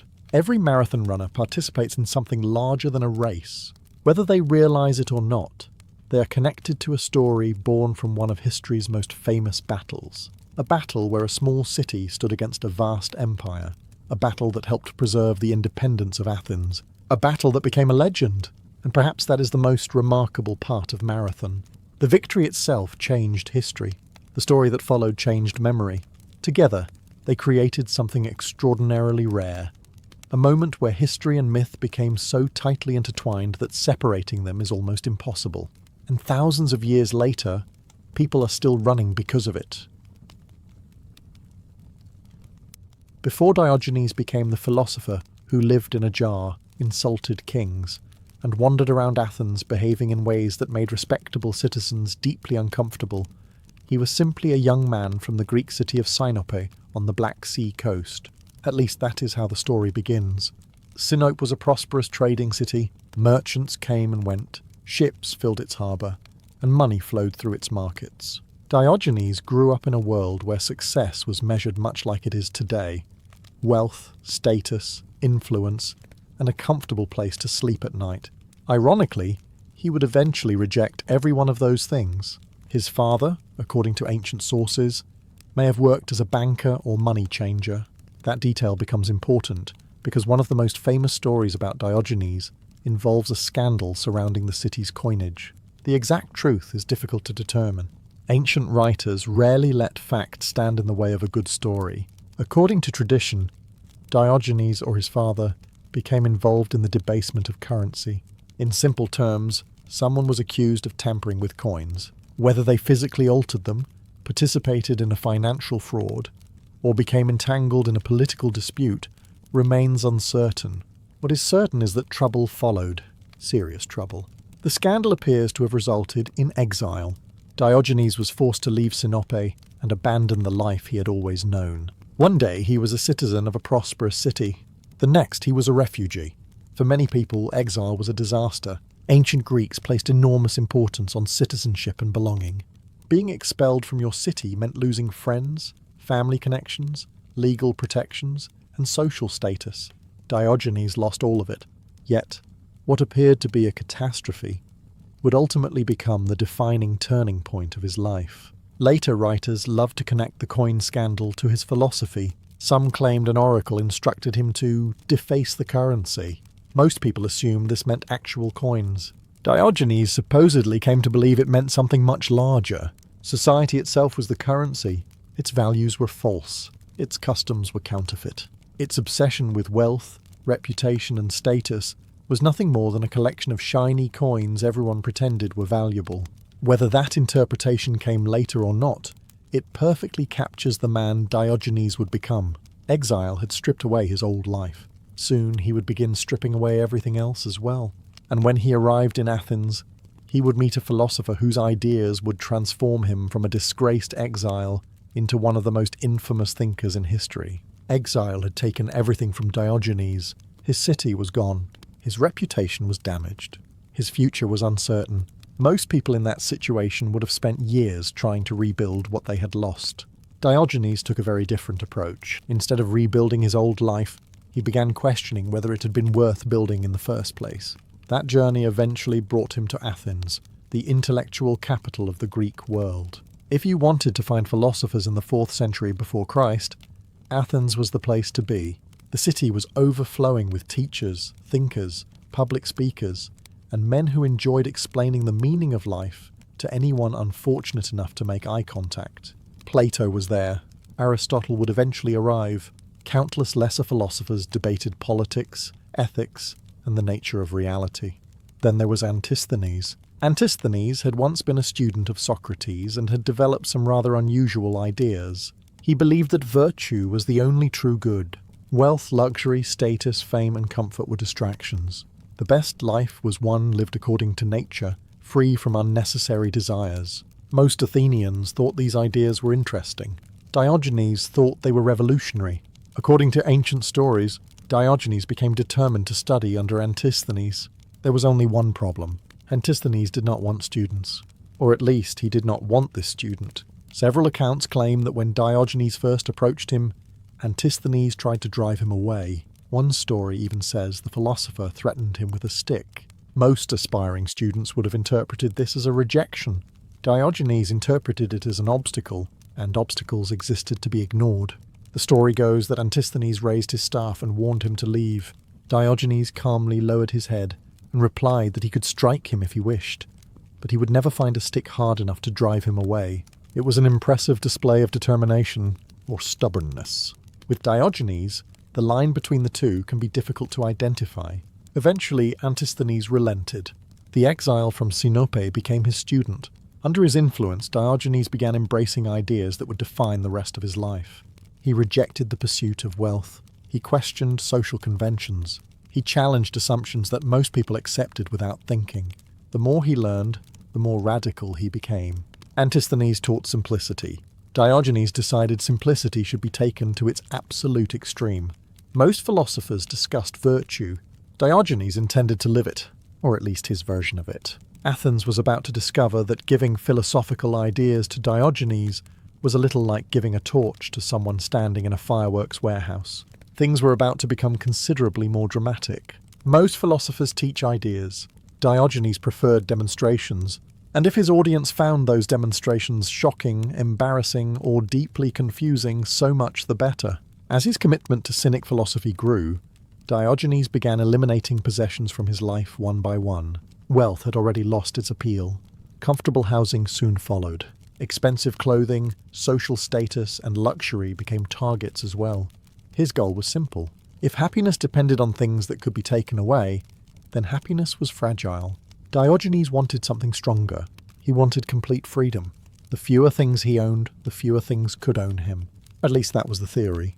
Most Athenians considered this philosophy mildly interesting until Diogenes started putting it into practice. Then they became considerably less enthusiastic. While respectable citizens worried about property, careers, and social standing, Diogenes wandered the city with little more than a cloak, a staff, and a small bag for necessities. He slept wherever he could. He begged when he needed food. He ignored customs that everyone else treated as sacred. The most famous example involved his home. Ancient sources often describe Diogenes as living in a barrel, but that image is slightly misleading. Wooden barrels of the type people imagine today were not common in Greece at the time. What Diogenes actually occupied was likely a large ceramic storage jar known as a pythos. These enormous containers were used for storing grain, oil, wine, and other goods. They were large enough for a person to shelter inside. Most people looked at such a jar and saw storage space. Diogenes looked at it and saw real estate, and unlike Athenian housing, it came with no rent. The sight of a philosopher living inside a giant clay container naturally attracted attention. Some citizens mocked him, others pitied him. Many simply assumed he had lost his mind. Diogenes was delighted. Their reactions proved his point. Athenians spent their lives chasing bigger houses, finer furniture, and greater wealth. Yet here was a man with almost nothing who seemed perfectly content. In fact, he kept finding ways to own even less. One famous story claims he carried a wooden bowl for drinking water until he saw a child cup water with his hands. Realizing the child needed fewer possessions than he did, Diogenes immediately threw the bowl away. The child had apparently outperformed a professional philosopher. Not a great day for philosophy. Yet Diogenes viewed such moments as victories. Every possession abandoned was another step toward freedom. And every convention rejected brought him closer to becoming the most notorious philosopher in Greece. Soon, people would begin comparing him to a dog. To Diogenes, that was not an insult. It was a compliment. The philosopher with no home was already attracting attention across Athens. But Diogenes was only getting started. Living in a giant storage jar was unusual enough. Most people would have considered that the peak of social eccentricity. Diogenes viewed it as the opening act. Soon Athenians began calling him a dog. Today that might start an argument. In ancient Greece, it was usually intended as an insult. Dogs were associated with shamelessness. They slept wherever they pleased, ate whatever they found, ignored social boundaries, and showed little concern for dignity or reputation. Respectable citizens were expected to behave very differently. Diogenes looked at the comparison and thought it sounded excellent. In fact, he embraced it so enthusiastically that it became central to his philosophy. The word cynic comes from the Greek word kynikos, meaning dog-like. Most philosophers spent years building schools and attracting students. Diogenes effectively founded an entire movement based on accepting what everyone else considered an insult. His reasoning was surprisingly straightforward. Dogs live naturally. They did not obsess over wealth. They did not worry about social status. They did not pretend to be something they were not. They did not spend half their lives trying to impress neighbours. In Diogenes' view, dogs were often more honest than people. That says quite a lot about his opinion of humanity. He began behaving in ways deliberately designed to challenge social conventions. He ate in public when etiquette suggested he should not. He mocked formal manners. He ridiculed wealthy citizens who spent fortunes on luxury while neglecting virtue. The Athenians often reacted with horror. Diogenes considered this evidence that his lessons were working. One of his favourite targets was vanity. Athens was filled with citizens desperate to appear successful, wise, influential, or respectable. Diogenes delighted in exposing the gap between appearance and reality. A wealthy man might boast about his magnificent house. Diogenes would point out that the house seemed to possess more virtue than its owner. A politician might deliver an inspiring speech. Diogenes would ask whether the speaker actually followed any of his own advice. These encounters rarely ended with invitations to dinner. Yet people continued listening, partly because he was entertaining, partly because he was fearless, and partly because beneath all the outrageous behaviour, there was an uncomfortable truth. Diogenes was asking questions many people preferred to avoid. What do you really need to be happy? Why do you care so much about other people's opinions? How much of your life is spent chasing things that do not actually matter? Athens did not always appreciate these questions, but Diogenes asked them anyway, loudly, constantly, and often at the worst possible moment. Soon, he would begin directing those questions toward nearly everyone in the city, from ordinary citizens to the most famous philosophers of his age. By now, Diogenes had become impossible to ignore. Athens was filled with philosophers, politicians, generals, poets, and wealthy merchants. Most of them worked very hard to earn respect. Diogenes worked equally hard to destroy it. Not his own respect, mind you. He had abandoned concern for that long ago. Everyone else's. His favourite pastime was exposing hypocrisy wherever he found it. Unfortunately for the citizens of Athens, hypocrisy was one of the city's most abundant natural resources. Politicians were among his preferred targets. Athens prided itself on democracy, public debate, and civic virtue. Politicians delivered speeches about justice, wisdom, and the common good. Diogenes listened carefully, and then pointed out how little their actions resembled their words. He believed many leaders were simply performers. The stage was larger than a theatre, but the acting was often the same. A man could speak beautifully about virtue while secretly pursuing wealth and power. Diogenes found this both amusing and depressing, mostly amusing. The wealthy fared no better.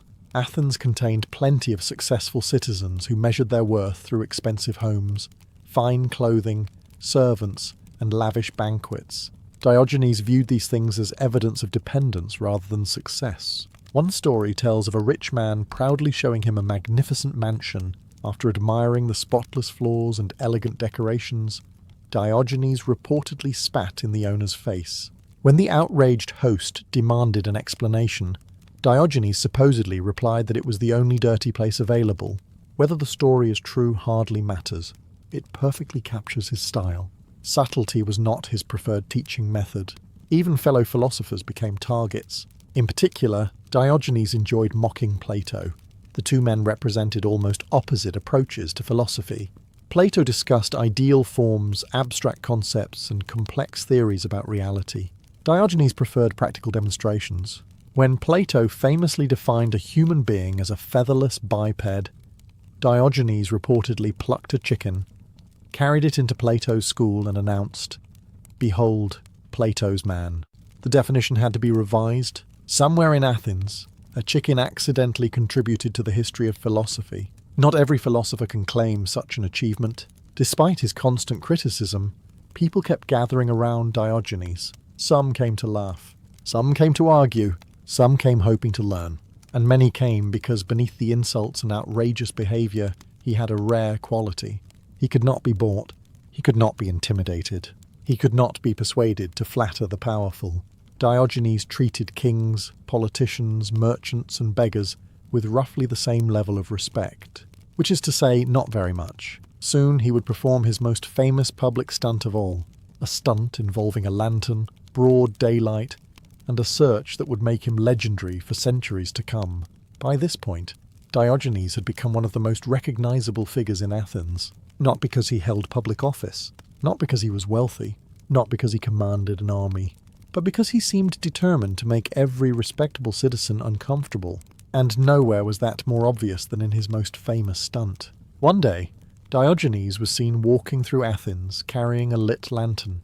This was unusual for one important reason. It was broad daylight. The sun was shining. Visibility was excellent. Nobody needed a lantern. Curious citizens gathered around him and asked the obvious question, "What are you doing?" Diogenes replied that he was looking for an honest man. The answer instantly transformed a strange scene into a devastating criticism of society. According to Diogenes, Athens was full of people who claimed to be virtuous, honourable, wise, and trustworthy. Yet he could not find a single genuinely honest person among them. Not one. The lantern became a symbol. Every street he walked down, every crowd he entered, every marketplace he crossed carried the same message. You say you are good. You say you are honest. You say you care about virtue, but are you really? Diogenes doubted it. His criticism extended far beyond ordinary citizens. Philosophers, politicians, businessmen, and public officials all found themselves under suspicion. He believed most people were performing roles. The merchant pretended to value fairness while chasing profit. The politician pretended to serve the public while chasing power. The philosopher pretended to seek truth while chasing admiration. Everyone seemed to be acting. Very few seemed genuine. The remarkable thing is that many Athenians secretly agreed with him. They may not have appreciated being insulted personally, but they understood the hypocrisy he was describing. The city was full of ambitious men competing for status, wealth, and influence. Public virtue was often easier to display than to practice. Diogenes refused to participate in the performance. That was what made him both fascinating and infuriating. He lived exactly as he preached. If he condemned luxury, he rejected it himself. If he mocked wealth, he owned almost nothing. If he criticized dependence on power, he remained stubbornly independent. Many Athenians could not decide whether he was a philosopher or a lunatic. Some concluded he was both. Yet his reputation continued to grow. Stories about the strange cynic spread beyond Athens. Travellers carried tales of the philosopher who lived in a jar, insulted the rich, and wandered the streets searching for honesty. Eventually those stories reached the ears of the most powerful man in the Greek world, a young conqueror whose ambition stretched far beyond Athens. His name was Alexander, and unlike most rulers, Alexander was curious enough to seek Diogenes out personally. The meeting that followed would become one of the most famous encounters in all of ancient history. By the time Alexander arrived, Diogenes was already a legend. Not the kind of legend cities usually celebrate. He had not won great battles. He had not discovered new lands. He had not accumulated wealth or political influence. In fact, he possessed almost nothing. Yet somehow, people across Greece knew his name, and one of those people was Alexander of Macedon. Alexander was still young, but his reputation was growing rapidly. The son of King Philip, educated by Aristotle, and destined to become one of history's greatest conquerors, he represented everything Diogenes supposedly rejected: power, ambition, glory, empire. Naturally, the two men had to meet. According to the famous story, Alexander found Diogenes resting outside Corinth. The philosopher was relaxing in the sunlight, apparently occupied with the demanding task of doing absolutely nothing. A crowd gathered as the future conqueror approached. After all, this was no ordinary visitor. Alexander commanded armies. Kings obeyed him. Entire cities watched his rise with a mixture of admiration and concern. Most people would have been honoured by the attention. Diogenes barely looked up. Alexander introduced himself and offered the philosopher a remarkable privilege. He could ask for anything he wanted. Anything. Wealth, a house, servants, protection, a position at court. The most powerful man in Greece was essentially handing him a blank cheque. Diogenes considered the offer. Then he delivered one of the most famous responses in history. "Stand out of my sunlight." That was it. No requests. No gratitude. No elaborate speech. Just a request for Alexander to stop blocking the sun. The crowd was stunned. Most people spent their lives seeking favour from powerful rulers. Diogenes had just dismissed one as though he were an inconvenient tree branch. What makes the story remarkable is Alexander's reaction. Instead of becoming angry, he reportedly admired the philosopher's independence. As the story goes, Alexander later remarked, "If I were not Alexander, I would wish to be Diogenes." Whether those exact words were spoken is impossible to know. Ancient historians loved memorable quotations. Still, the sentiment feels plausible. Alexander possessed almost everything the world could offer. Diogenes desired almost nothing. Each man represented a completely different answer to the question of how life should be lived. One sought to conquer the world. The other sought to free himself from needing it. In a strange way, both achieved their goals. Alexander would build an empire stretching across continents. Diogenes would become immortal in a different sense, remembered for centuries as the man who feared neither kings nor power. Yet even after humbling Alexander, Diogenes' strangest adventure was still ahead of him, because at one point, the philosopher who owned almost nothing would lose even his freedom. He was captured by pirates and sold into slavery. Most philosophers spend their lives writing books. Diogenes spent part of his being sold at a slave market. Somehow, this only made his reputation stranger. At some point during his later years, Diogenes was travelling across the Mediterranean when disaster struck. The ship carrying him was intercepted by pirates. Pirates were an unfortunate reality of the ancient world. They raided ships, attacked coastal settlements, and made a profitable business out of kidnapping people for ransom or slavery. Diogenes became one of their captives. For most people, this would have been a nightmare. Freedom was precious in the Greek world. To lose it meant losing control over nearly every aspect of life. A slave could be bought, sold, ordered about, and treated as property. Yet Diogenes approached the situation with his usual level of concern, which is to say almost none. According to later accounts, when the pirates asked what skills he possessed, Diogenes answered, "I know how to govern men." This was a bold statement from a man who technically owned nothing and lived in a giant storage jar. The pirates, however, were intrigued. Eventually, he was taken to a slave market and placed up for sale. Imagine the scene. Potential buyers inspected the captives. Prices were discussed.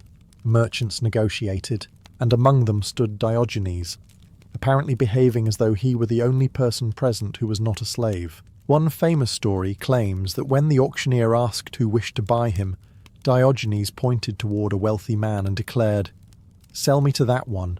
He needs a master." Most slaves did not insult potential owners during the sales process. Diogenes was committed to being different. Eventually he was purchased by a wealthy Corinthian named Xeniades. What happened next is particularly revealing. Rather than assigning Diogenes to manual labour, Xeniades reportedly placed him in charge of educating his sons. The former slave became a teacher, and by most accounts, a highly respected one. Diogenes instructed the boys in philosophy, discipline, and self-control. He taught them to value character over luxury and independence over wealth. In other words, he continued doing exactly what he had always done. The legal status had changed. The philosophy had not. That may be the most remarkable part of the story. Most people lose themselves when circumstances change dramatically. Diogenes remained stubbornly consistent. Whether homeless, famous, mocked, admired, free, or enslaved, he continued living according to the same principles. His captors could control his body. They could not control his mind. And as he entered the final years of his life, that stubborn independence would become the foundation of a legacy that neither pirates, kings, nor time itself could erase. By the end of his life, Diogenes had achieved something extraordinary. Without wealth, without political office, without an army, without a home, he had become one of the most famous men in the Greek world. People told stories about him everywhere. Some admired him, some laughed at him, some considered him a genius, others considered him completely insane. Quite often the same person held both opinions simultaneously. As Diogenes grew older, he continued living much as he always had. He remained in Corinth for much of his later life, teaching, provoking, and challenging anyone willing to listen, or unfortunate enough to be standing nearby. His reputation only grew stronger. Young philosophers sought him out. Travellers carried his stories across the Mediterranean. Even those who disagreed with him could not ignore him. The man who had once arrived in Greece as a disgraced exile had transformed himself into a living legend. Then came his final chapter. Like many aspects of Diogenes' life, the details surrounding his death are wrapped in uncertainty. Ancient sources provide several different accounts. One story claims he died after eating raw octopus. Another suggests he deliberately held his breath until he expired. A third claims he succumbed to illness in old age. Historians generally favour the least dramatic explanation, which, unfortunately, means the octopus probably does not get the final victory many storytellers have granted it. Whatever the exact cause, Diogenes died around 323 before Christ. Remarkably, this was also the year Alexander the Great died. The conqueror who had sought to rule the world and the philosopher who had rejected the world departed history at nearly the same moment. Ancient writers loved pointing out the irony. One man spent his life acquiring everything. The other spent his life proving he needed nothing. Yet both achieved immortality in their own way. After his death, the Cynic movement continued to grow. Later philosophers adopted many of his ideas about simplicity, self-sufficiency, and freedom from material possessions. His influence even helped shape the Stoics, one of the most important philosophical schools of the ancient world. More importantly, his stories survived. Centuries passed. Empires rose and fell. Cities changed. Languages evolved. Yet people kept retelling tales of the philosopher with the lantern, the man in the jar, the slave who acted like a master, and the citizen who told Alexander to move out of his sunlight. That is why Diogenes remains so fascinating today. Not because he had all the answers, but because he spent his entire life asking uncomfortable questions. And unlike most people, he genuinely did not care whether anyone liked the answers.